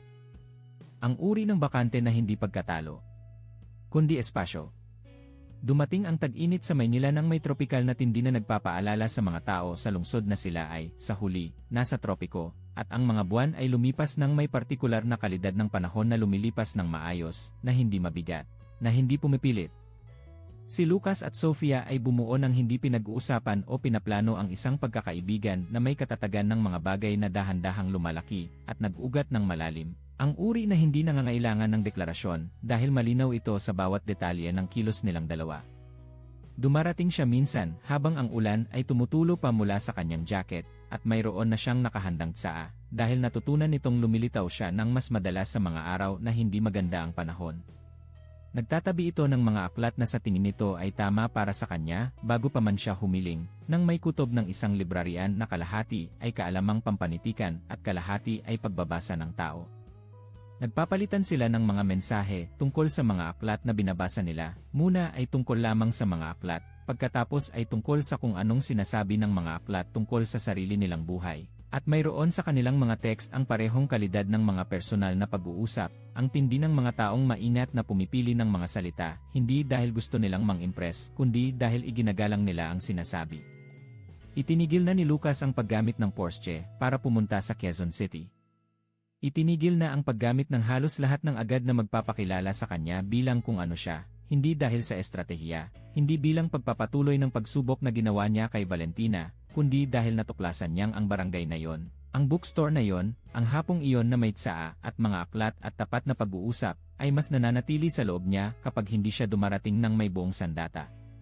May sinabing komento si Ricardo sa isang meeting noong Setyembre, ilang buwan pagkatapos ng pagtatapos kay Valentina, na nananatiling umaalingaw-ngaw. Minsan ang pinakamahusay na desisyon na magagawa ng isang mayaman ay alalahanin na siya muna ay isang lalaki. Tumawa si Lucas noon. Pagkatapos ay naisip niyang si Ricardo, gaya ng dati, ay naging mas tumpak kaysa sa hitsura nito. Sa isang hapon ng Sabado na may mahinang ambon, dumating si Lucas sa bookstore na Entre Linhas at nahanap si Sofia na naghahanda ng tsaa sa likod ng counter ng may konsentrasyong may kalidad ng isang ritual. Wala nang ibang kliyente, at ang ulan sa mga bintana ay lumilikha ng partikular na kapaligiran ng madilim na hapon na nagpaparamdam sa mga panloob na lugar na mas naroon, mas matindi, mas iyo. Narinig niya itong pumasok at sinabi ng hindi lumilingon na gumawa siya ng hibiscus tea at dumating ito sa tamang oras. Umupo siya sa silya sa likuran habang ang tasa ay nagpapainit sa kanyang mga kamay at nanatiling nakatingin sa mga estante habang tinatapos ni Sofia ang ginagawa nito. At mayroon sa katahimikang iyon na pinagsasaluhan na natutunan niyang kilalanin bilang isa sa mga pinakabihera at pinakamahalagang aspeto ng pakakasama sa ibang tao, ang katahimikang hindi humihingi ng anuman. Lumapit si Sofia, dala ang sariling tasa at umupo sa katabing silya. May isang aklat na nakabuka sa braso ng kanyang silya, at nanatili siyang nakatingin sa ulan sa bintana sandali bago sinabing, "Alam mo bang ikaw lang ang tanging taong pumupunta rito, at hindi nagtatanong sa akin kung bakit ako nagbukas ng bookstore kung maaari naman akong manatili sa publishing house?" Tiningnan siya ni Lucas. "Lahat ba nagtatanong?" sabi niya. "Lahat nagtatanong," kumpirma nito.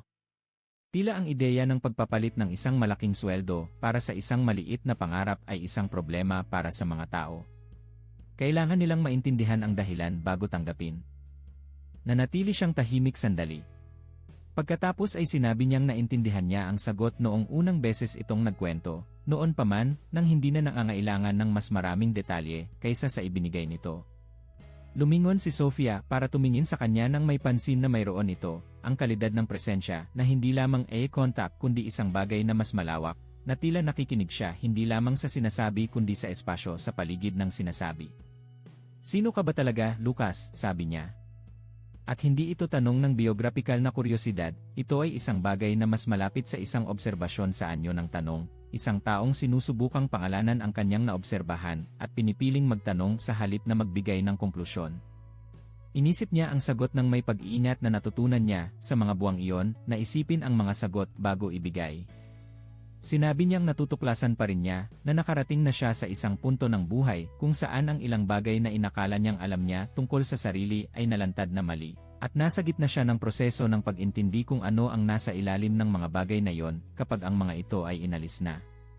Iyon ang pinakamalapit sa buong katotohanan na narating niya, kasama ito nang hindi sinasabi ang buong katotohanan. Nakinig si Sofia, uminom ng tsaa, at sinabing naintindihan niya yon.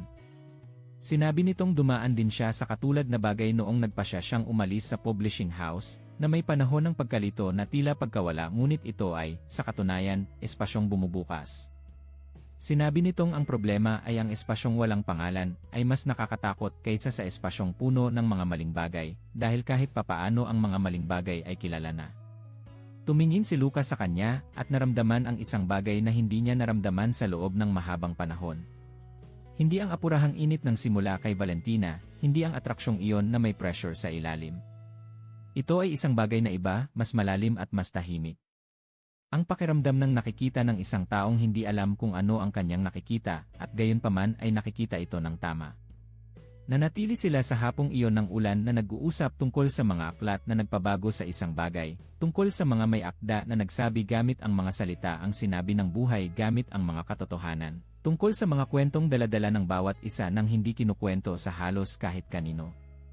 Nagkwento si Lucas tungkol sa kanyang ama, tungkol sa kung paano ang tahimik na lalaking iyon ay nakabuo ng isang bagay gamit ang mga kamay at ang pagkakapare-pareho. Tungkol sa kung paano ang pinakatotoong pamana na natanggap niya ay wala sa mga financial statement, kundi sa isang partikular na paraan ng pagbangon kapag nadarapan na naobserbahan at isinabuhay niya bago pa man magkaroon ng bokabularyo para ilarawan. Hindi binanggit ang laki ng kumpanya. Hindi binanggit ang De Dios Group. Nagkwento siya tungkol sa ama bilang anak, hindi bilang tagapagmana, at may malaking pagkakaiba sa pagitan ng dalawang naratibong ito. Nakinig si Sofia nang may pansin na mayroon ito, nang hindi sumasabat, nang hindi tinatapos ang mga pangungusap, nang hindi gumagawa ng uri ng simpatikong komento na mas tungkol sa nagkokomento kaysa sa nagsasalita. Nang matapos siya ay nanatili itong tahimik sandali at sinabing, "Dapat kang magsalita tungkol sa kanya ng mas madalas. Ang boses na ginagamit mo kapag nagkukwento ka tungkol sa tatay mo ay isa sa mga pinakatapat na boses na mayroon ka." Hindi alam ni Lucas kung ano ang isasagot doon agad, hindi dahil mahirap ang obserbasyon, kundi dahil totoo ito sa paraang nangangailangan ng sandali para matanggap. Nagkwento rin ito tungkol sa sariling kasaysayan, tungkol sa relasyong natapos 2 taon na ang nakakaraan, isang boyfriend na sinubukang kumbinsihin siya na ang bookstore ay romantisismo lamang ng kabataan, at kailangan niyang mag-isip sa hinaharap sa praktikal na paraan. Sinabi nitong nanatili siya ng 6 na buwan na sinusubukang makita ang mundo gamit ang mga mata nito, sinusubukang mahanap ang argumentong gagawin ng bookstore na hindi na kailangan, at nakarating sa isang umaga kung kailan siya nagising at naintindihan na walang argumento, na mayroon lamang pagpili sa pagitan ng pagiging kung sino siya o pagiging isang edited na bersyon ng sarili para magkasya sa isang proyektong hindi naman kanya. May linaw sa kwentong iyon na kinilala ni Lucas mula sa loob. Ang pagpili sa pagitan ng pagiging nakikita at pagiging komportable para sa tumitingin. Tumigil na ang ulan nang lumabas siya ng bookstore sa hapong iyon, iniwan ang mga kalsada na bus at sumasalamin sa mga ilaw ng post sa mga ginintuang piraso. Naglakad siya patungo sa kalsada ng walang pagmamadali, dala ang bagong aklat sa ilalim ng braso at ang ulo ay puno ng isang katahimikang dahan-dahang dumating sa mga huling linggo nang hindi nag-aanunsyo. Ang katahimikan ng isang taong nasa eksaktong lugar kung saan niya kailangang manatili, kahit na hindi pa niya alam ng eksakto kung bakit. Naisip niya si Sofia habang tumatawag ng taxi. Naisip ang paraan kung paano ito nakikinig, ang boses na ginagamit nito para sabihin ang mga bagay na mahirap pero walang anumang kalupitan. Ang maikling tawa na lumilitaw minsan sa gitna ng isang seryosong pag-uusap ng may likas na katangian ng isang bintanang bumubukas. Naisip kung paano lumipas ang mga buwan na hindi niya tinatanong ang sarili kung mahal ba siya. Itinigil na niya ang pagtatanong niyon nang hindi na mamalayan kung kailan itinigil, at napagtanto ngayon, sa basang bangketa ng Quezon City, na ang kawalan ng tanong ay may pangalang hindi pa siya handang sabihin ng malakas. Pinili niya ang isang Martes dahil ang mga Martes ang may pinakatahimik na galaw sa bookstore, ayon sa naobserbahan niya sa mga buwan ng pagpunta. Dumating siya sa simula ng hapon, nang ang init ng Pebrero ay ginagawang ang kalsada ay magmukhang isang hurnong gawa sa putik at ang mga matatandang puno ay ginagamit ang bawat dahon para lumikha ng lilim na hindi sapat pero iyon ang mayroon. Wala nang ibang kliyente nang pumasok siya. Si Sofia ay nasa hagdan na nakasandal sa pinakamataas na estante, muling inaayos ang mga aklat ng philosophical essay nang may konsentrasyong hindi ganap na naputol sa kanyang pagdating, ngunit nag-adjust para isama siya, gaya ng kanyang gawi. Magandang hapon, sabi nito mula sa itaas ng hindi lumingon. May lemonade sa maliit na ref sa likod, ginawa ko kaninang umaga. Pumunta si Lucas sa likod, nagsali ng 2 baso, bumalik at nanatiling nakasandal sa estante sa tabi ng hagdan habang pinapanood itong magtrabaho. May isang bagay na natutunan niyang pahalagahan sa paraang ito ng pagiging naroon ng hindi nagpapakitang gilas, ang kakayahang isama ang ibang tao sa espasyo ng walang seremonya. Ngunit noong araw na iyon ay may kakaiba sa paraan ng pagtingin niya rito, isang mas matalas na pansin, mas mulat sa bigat ng malapit nang mangyari. Bumaba ito sa hagdan, kinuha ang baso ng lemonade na inilagay ni Lucas sa pinakamalapit na estante dito, uminom ng isang lagok at tiningnan siya nang may ekspresyong mayroon ito kapag napapansing may kakaiba, ngunit mas gustong hayaan itong dumating sa sarili nitong paraan. Mayroon kang sasabihin sa akin, sabi nito. Hindi ito tanong. Nanatiling tahimik si Lucas sandali. Pagkatapos ay Sinabing may isang bagay siyang itinago ng napakahabang panahon at nakarating na sa punto kung saan ang pagtatago ay isang paraan ng kawalan ng katapatan na hindi na niya kayang panindigan. Inilapag ni Sofia ang baso sa estante nang may pag-iingat na tila isang paghahanda at nanatiling nakatingin sa kanya. Ang buong pangalan ko ay Lucas de Dios, sabi niya. Ang katahimikang sumunod ay hindi katahimikan ng isang taong hindi kinilala ang pangalan. Ito ay katahimikan ng isang taong kinilala ito ng labis. Nanatiling nakatingin si Sofia sa kanya nang may ekspresyong dumaan sa iba't ibang estado sa mabilis na pagkakasunod-sunod, gulat, hindi paniniwala, recalibration, at sa huli ay isang mapag-isip na katahimikan na mas mahirap basahin kaysa sa alinman sa mga nauna. Ang De Dios Group, sabi nito sa huli. Sinabi ni Lucas na, sinabing nakarating siya sa bookstore nito sa unang pagkakataon sa isang araw na naglalakad siya sa Quezon City nang walang destinasyon, galing sa isang mahirap na panahon na nagpabago sa ilang bagay sa permanenteng paraan, at bumalik siya dahil nahanap niya doon ang isang bagay na hindi niya mahanap sa anumang ibang lugar sa lungsod. Sinabing iniwan niya ang apelyido sa labas hindi dahil sa kalkulasyon, kundi dahil sa pag-ingat, at ang pag-ingat ay tumagal ng masyadong matagal at naging isang bagay na hindi na tapat na panatilihin. Nanatiling tahimik si Sofia sa loob ng panahong hindi niya masukat ng tumpak, nakatingin sa kahoy na sahig ng bookstore nang may ekspresyong nagpoproseso ng impormasyong muling nag-aayos ng isang buong senaryo. Pagkatapos ay iniangat ang mga mata sa kanya at sinabi, ang lalaking pumunta rito sa unang pagkakataon na nakasakay sa karaniwang taxi, may bitbit na plastic bag mula sa ukay-ukay sa mga kamay. Bumili ng isang kopya ng Erosa do Povo na lumang edisyon at umalis. Ang lalaking iyon ay may 4 na bilyong piso. Mga 4, sabi ni Lucas sa boses na naglalaman ng isang bagay na malapit sa hiya, hindi dahil sa kayamanan, kundi dahil sa pagtatago.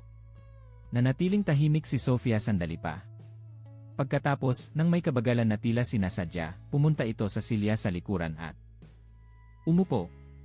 Sumunod si Lucas at nanatiling nakatayo sa harap nito, naghihintay ng reaksyon na hindi pa niya alam kung ano. Sinabi nito, ikwento mo ang lahat. At ikinuwento niya. Hindi nang may kalamigan ng isang taong nagpipresenta ng report, kundi sa paraang natutunan niya rito, gamit ang tamang mga salita para sa mga tamang bagay at ang tamang katahimikan para sa hindi maabot ng mga salita. Ikinuwento ang tungkol sa duda na dala-dala niya sa loob ng maraming buwan, tungkol sa pagsubok, tungkol sa nahanap niya sa CAF sa 2 hapong iyon at ang kinumpirma niya ng higit sa anumang makatuwirang duda. Ikinuwento ang tungkol sa mga linggo ng paglalakad sa lungsod, tungkol sa gabi na sumakay siya sa Inrumi sa unang pagkakataon sa loob ng maraming taon, tungkol sa kalsada at sa madilim na pintuang kahoy at sa pangungusap na isinulat gamit ang kamay sa display window na nagsasabing pasok, mayroon kaming sa. Ikinuwento ang tungkol sa mga buwang sumunod, tungkol sa binuo niya kasama ito nang hindi alam ng eksakto kung ano ang binubuo hanggang sa naging masyadong malinaw para hindi pangalanan. Nakinig si Sofia sa kanya mula sa una hanggang sa huling salita nang may pansin na mayroon ito at inabot siya ng maraming buwan para maintindihang bihirang gaya ng mga totoong bagay. Nang matapos siya, nanatili itong tahimik ng matagal, nakatingin sa mga estante sa paligid nang may mapag-isip na ekspresyong mayroon ito kapag nakakarating sa isang konklusyon sa ilalim ng ibabaw. Pagkatapos ay sinabing, ang lalaking kilala ko ay lumilitaw dito nang nakasakay sa karaniwang taxi o naglalakad at naantig sa isang berso ng tula. Ang lalaking iyon ay binasa ang libro sa loob ng 2 araw at bumalik nang hindi ko hinihiling para ikwento kung paano ito naging karanasan. Ang lalaking iyon ay nanatili sa sahig sa pagitan ng mga estante sa isang hapon ng init dahil nasa gitna siya ng isang kabanata at ayaw niyang tumigil. Ang lalaking iyon ay nagkwento sa akin tungkol sa tatay niya nang may boses na hindi ko makakalimutan. Iyan ang lalaking kilala ko. Tiningnan siya ni Lucas. Ang katotohanang ang lalaking iyon ay may 4 na bilyong piso sa bangko, patuloy nito, ay isang bagong impormasyon. Pero hindi ito impormasyong nagbabago sa kung sino ang kilala ko. Binabago nito ang konteksto. Hindi nito binabago ang tao. May isang bagay doon na kakaiba sa lahat ng inasahan ni Lucas na marinig.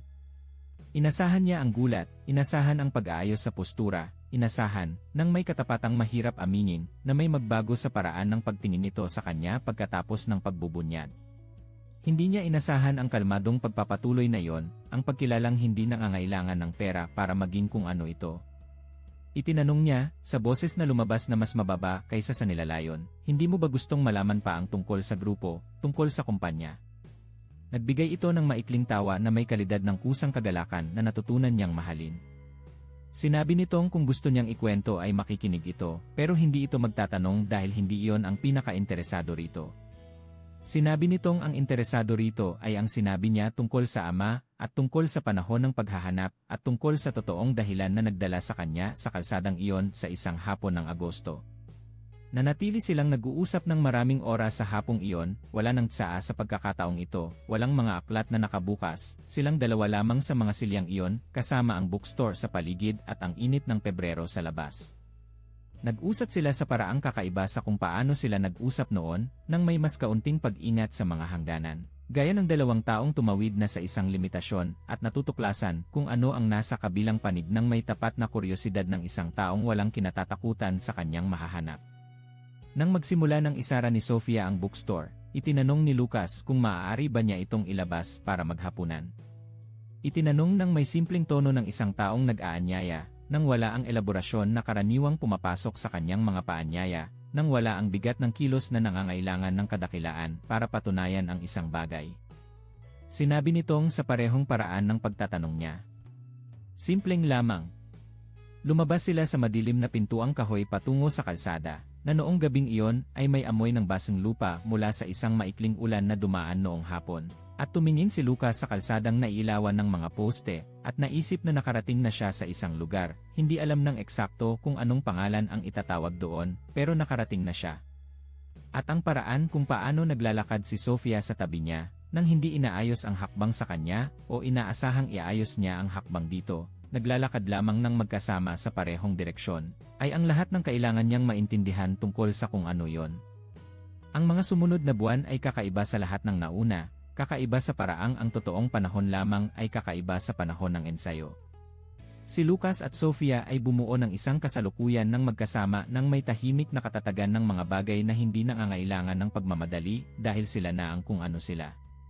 Nakita na nito ang penthouse sa Iesi at nanatiling nakatayo sa harap ng mga bintana na nakatingin sa Maynila nang may ekspresyong hindi pagkainggit o pagkalito, kundi ng isang taong pinagmamasdan ang isang magandang tanawin ng isang mundong pagmamay-ari ng iba, ngunit ang iba, dahil sa pag-ibig, ay ibinabahagi ito.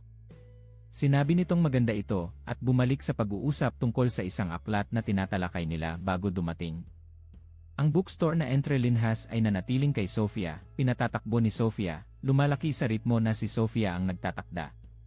Minsan ay nag-alok si Lucas, nang may pag-iingat na natutunan niya sa mga buwan, na gumawa ng pamumuhunan na magpapahintulot na palawakin ang espasyo. Nakinig ito, nanatiling tahimik ng sapat na panahon para isaalang-alang ng totoo, at sinabi ang hindi nang may parehong katahimikan na sasabihin ang, nang walang drama, nang walang labis na pasasalamat, nang walang pangangailangang magpaliwanag ng higit sa kinakailangan.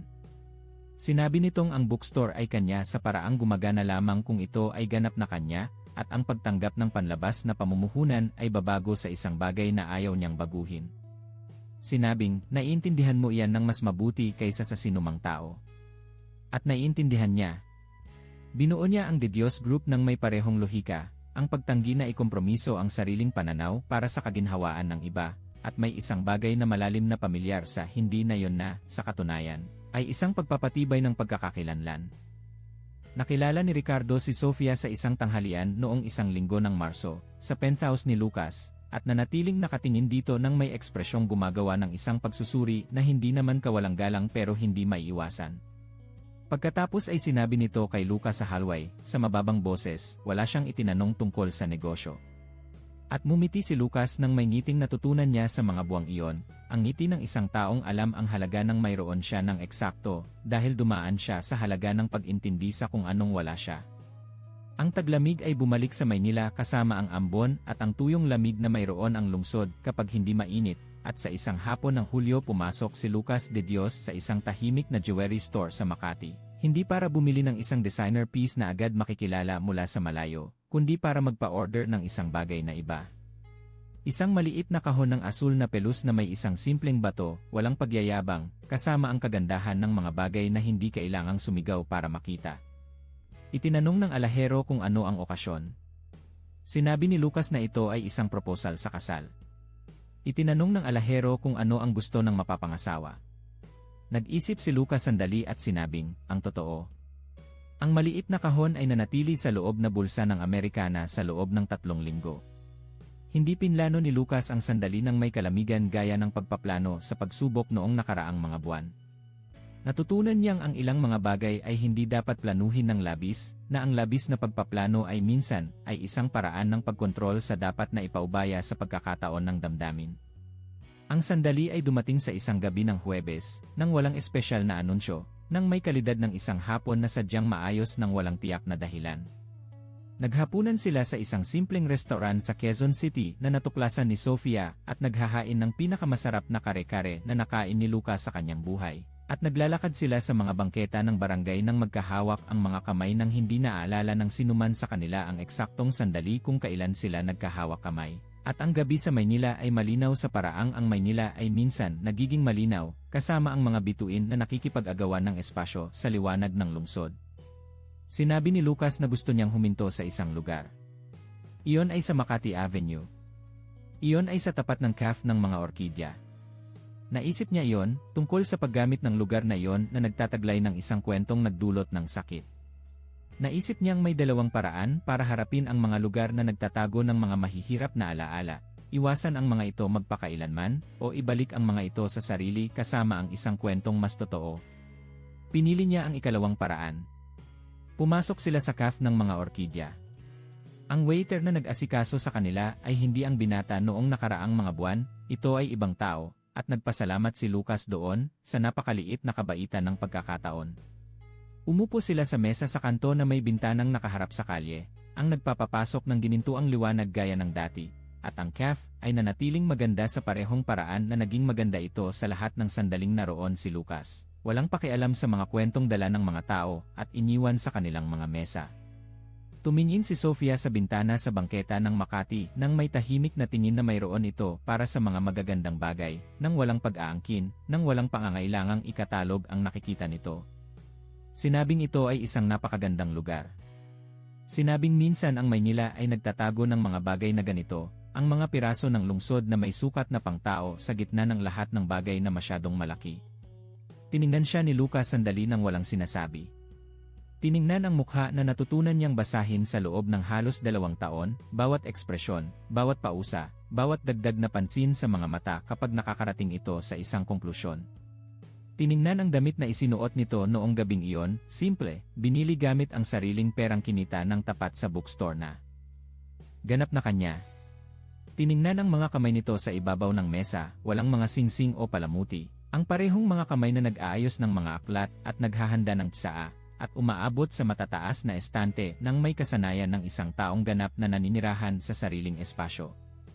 Inilabas niya ang maliit na kahon mula sa bulsa at inilapag sa ibabaw ng puting mantel ng mesa. Tiningnan ni Sofia ang kahon sandali. Pagkatapos ay iniangat ang mga mata sa kanya nang may ekspresyong hindi pa niya nakikita kailanman dito, isang ekspresyong naglalaman ng gulat at pagkilala, at isang bagay na mas malalim kaysa sa anumang pangalang maibibigay niya. Isang bagay na ekspresyon ng isang taong hindi umaasa ngunit, sa pagtanggap, ay napagtatanto na naghihintay na siya ng sapat na panahon para hindi na malaman na naghihintay siya. Sinabi ang pangalan nito. Sinabing nakarating na siya sa isang punto ng buhay kung saan naintindihan na niya ang pagkakaiba sa pagitan ng pagiging tinitingnan at pagiging nakikita. Nadumaan siya sa mga bagay na naging masakit pero, sa panahong ibinibigay ng panahon, ay naging tumpak, dahil kung wala ang mga iyon ay hindi siya papasok sa isang kalsada sa isang hapon ng Agosto. Hindi sana nagtulak ng isang madilim na pintuang kahoy, hindi sana nakinig sa isang babaeng nagsabi ng pasok, mayroon kaming tsaa, nang may hospitalidad na walang presyo. Sinabing ang nahanap niya doon sa loob ay higit pa sa mga aklat. Ito ay isang paraan ng pag-iral sa mundo na kinilala niya bilang ang paraang lagi niyang ginusto at hindi kailanman alam kung paano pangalanan. Itinanong kung gusto ba nitong magpakasal sa kanya. Ang katahimikang sumunod ay kakaiba sa lahat ng katahimikang naranasan ni Lucas sa mesang iyon. Ito ay isang katahimikang puno, hindi bakante. Ito ay uri ng katahimikang humihinga. Tiningnan ni Sofia ang kahon. Pagkatapos ay sa kanya. Pagkatapos ay muli sa kahon, nang may mapag-isip na ekspresyong mayroon ito kapag nakakarating sa isang konklusyon sa ilalim ng ibabaw. Pagkatapos ay sinabing, mayroon akong isang kondisyon. Naghintay si Lucas. Sinabi nitong gusto niya ng prenuptial agreement. Na ayaw niya ng kahit anong euro, kahit anong piso, kahit anong bahagi ng kayamanan ni Lucas, sa anumang sitwasyon. Na ang bookstore na Entre Linhas ay kanya at mananatiling kanya, na ang kondo niya sa Quezon City ay kanya at mananatiling kanya, na ang kanyang buhay pinansyal ay independent at kailangang manatiling ganoon. Sinabing magpapakasal siya sa kanya, sa Lucas na pumasok sa pinto ng bookstore dala ang isang plastic bag mula sa ukay-ukay at bumili ng isang Rosa do Povo na lumang edisyon na may sulat kamay na nagsasabing para kapag mahaba ang gabi. Magpapakasal sa anak na nagkwento tungkol sa ama ng may boses na nakakaantig, sa mambabasa na nanatili sa sahig sa pagitan ng mga estante dahil ayaw tumigil sa gitna ng isang kabanata. Sa lalaking natutong maglakad sa Makati nang magkahawak ang mga kamay nang hindi naaalala ang eksaktong sandali kung kailan nagkahawak kamay. Hindi magpapakasal sa kayamanan. Hindi kailangan ang kayamanan. Nanatiling nakatingin si Lucas dito sa sandaling pinakamalinaw sa kanyang buhay adulto. Pagkatapos ay sinabi ang sa paraang hindi pagsuko, kundi pagkilala, ang kumpirmasyon na nahanap na niya ang eksaktong hinanap niya sa 3 maling taon at sa 2 tamang taon, na nahanap niya ang isang taong nakakakita kay Lucas bago ang de Diyos, sa lalaki bago ang numero, sa mambabasa bago ang presidente. Binuksan ni Sofia ang kahon.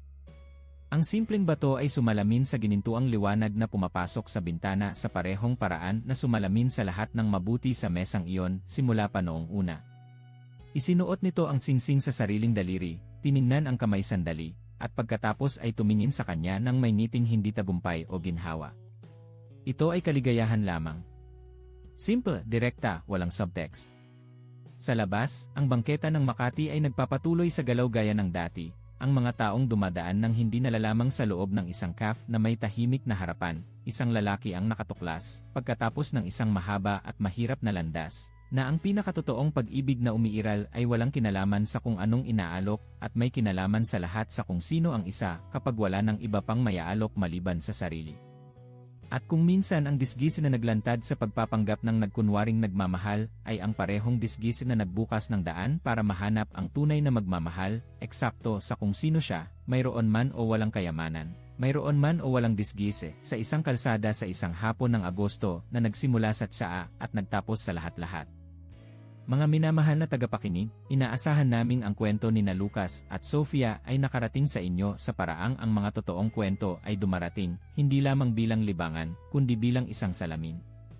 Isang salamin kung saan marahil ay kinilala ninyo ang isang bagay sa inyong sarili, isang duda na daladala ninyo, isang pagpiling ipinagpapaliban ninyo, o simpleng alaala na ang pag-ibig na sulit ay hindi ang pumipili sa atin dahil sa balangkas na binuo natin sa paligid ng ating sarili, kundi ang pumipili sa atin sa kabila ng kawalan ng anumang obligasyong gawin yon. Kung ang kwentong ito ay nagpakilos sa inyo, huwag itong itago sa sarili. Ibahagi ito sa isang taong kailangang marinig na ang mahalin ng tapat ay posible at nagsisimula sa pagiging tapat. Mag-subscribe sa channel para ang mga susunod na kwento ay makarating sa inyo nang hindi na kailangang hanapin pa. Dahil marami kaming mga ganitong kwento. Mga kwento tungkol sa mahihirap na pagpili at totoong pag-ibig at mga landas na nagkakaroon lamang ng kahulugan kapag tiningnan mula sa dulo pabalik. Iwanan ang inyong like at sabihin sa amin sa mga komento, maniniwala ka ba sa isang pag-ibig na pinili ka nang hindi alam kung anong mayroon ka? Binabasa namin ang bawat sagot, at bawat sagot ay nagsasabi sa amin na sulit na magpatuloy sa pagkwento. Wakas ng kwento.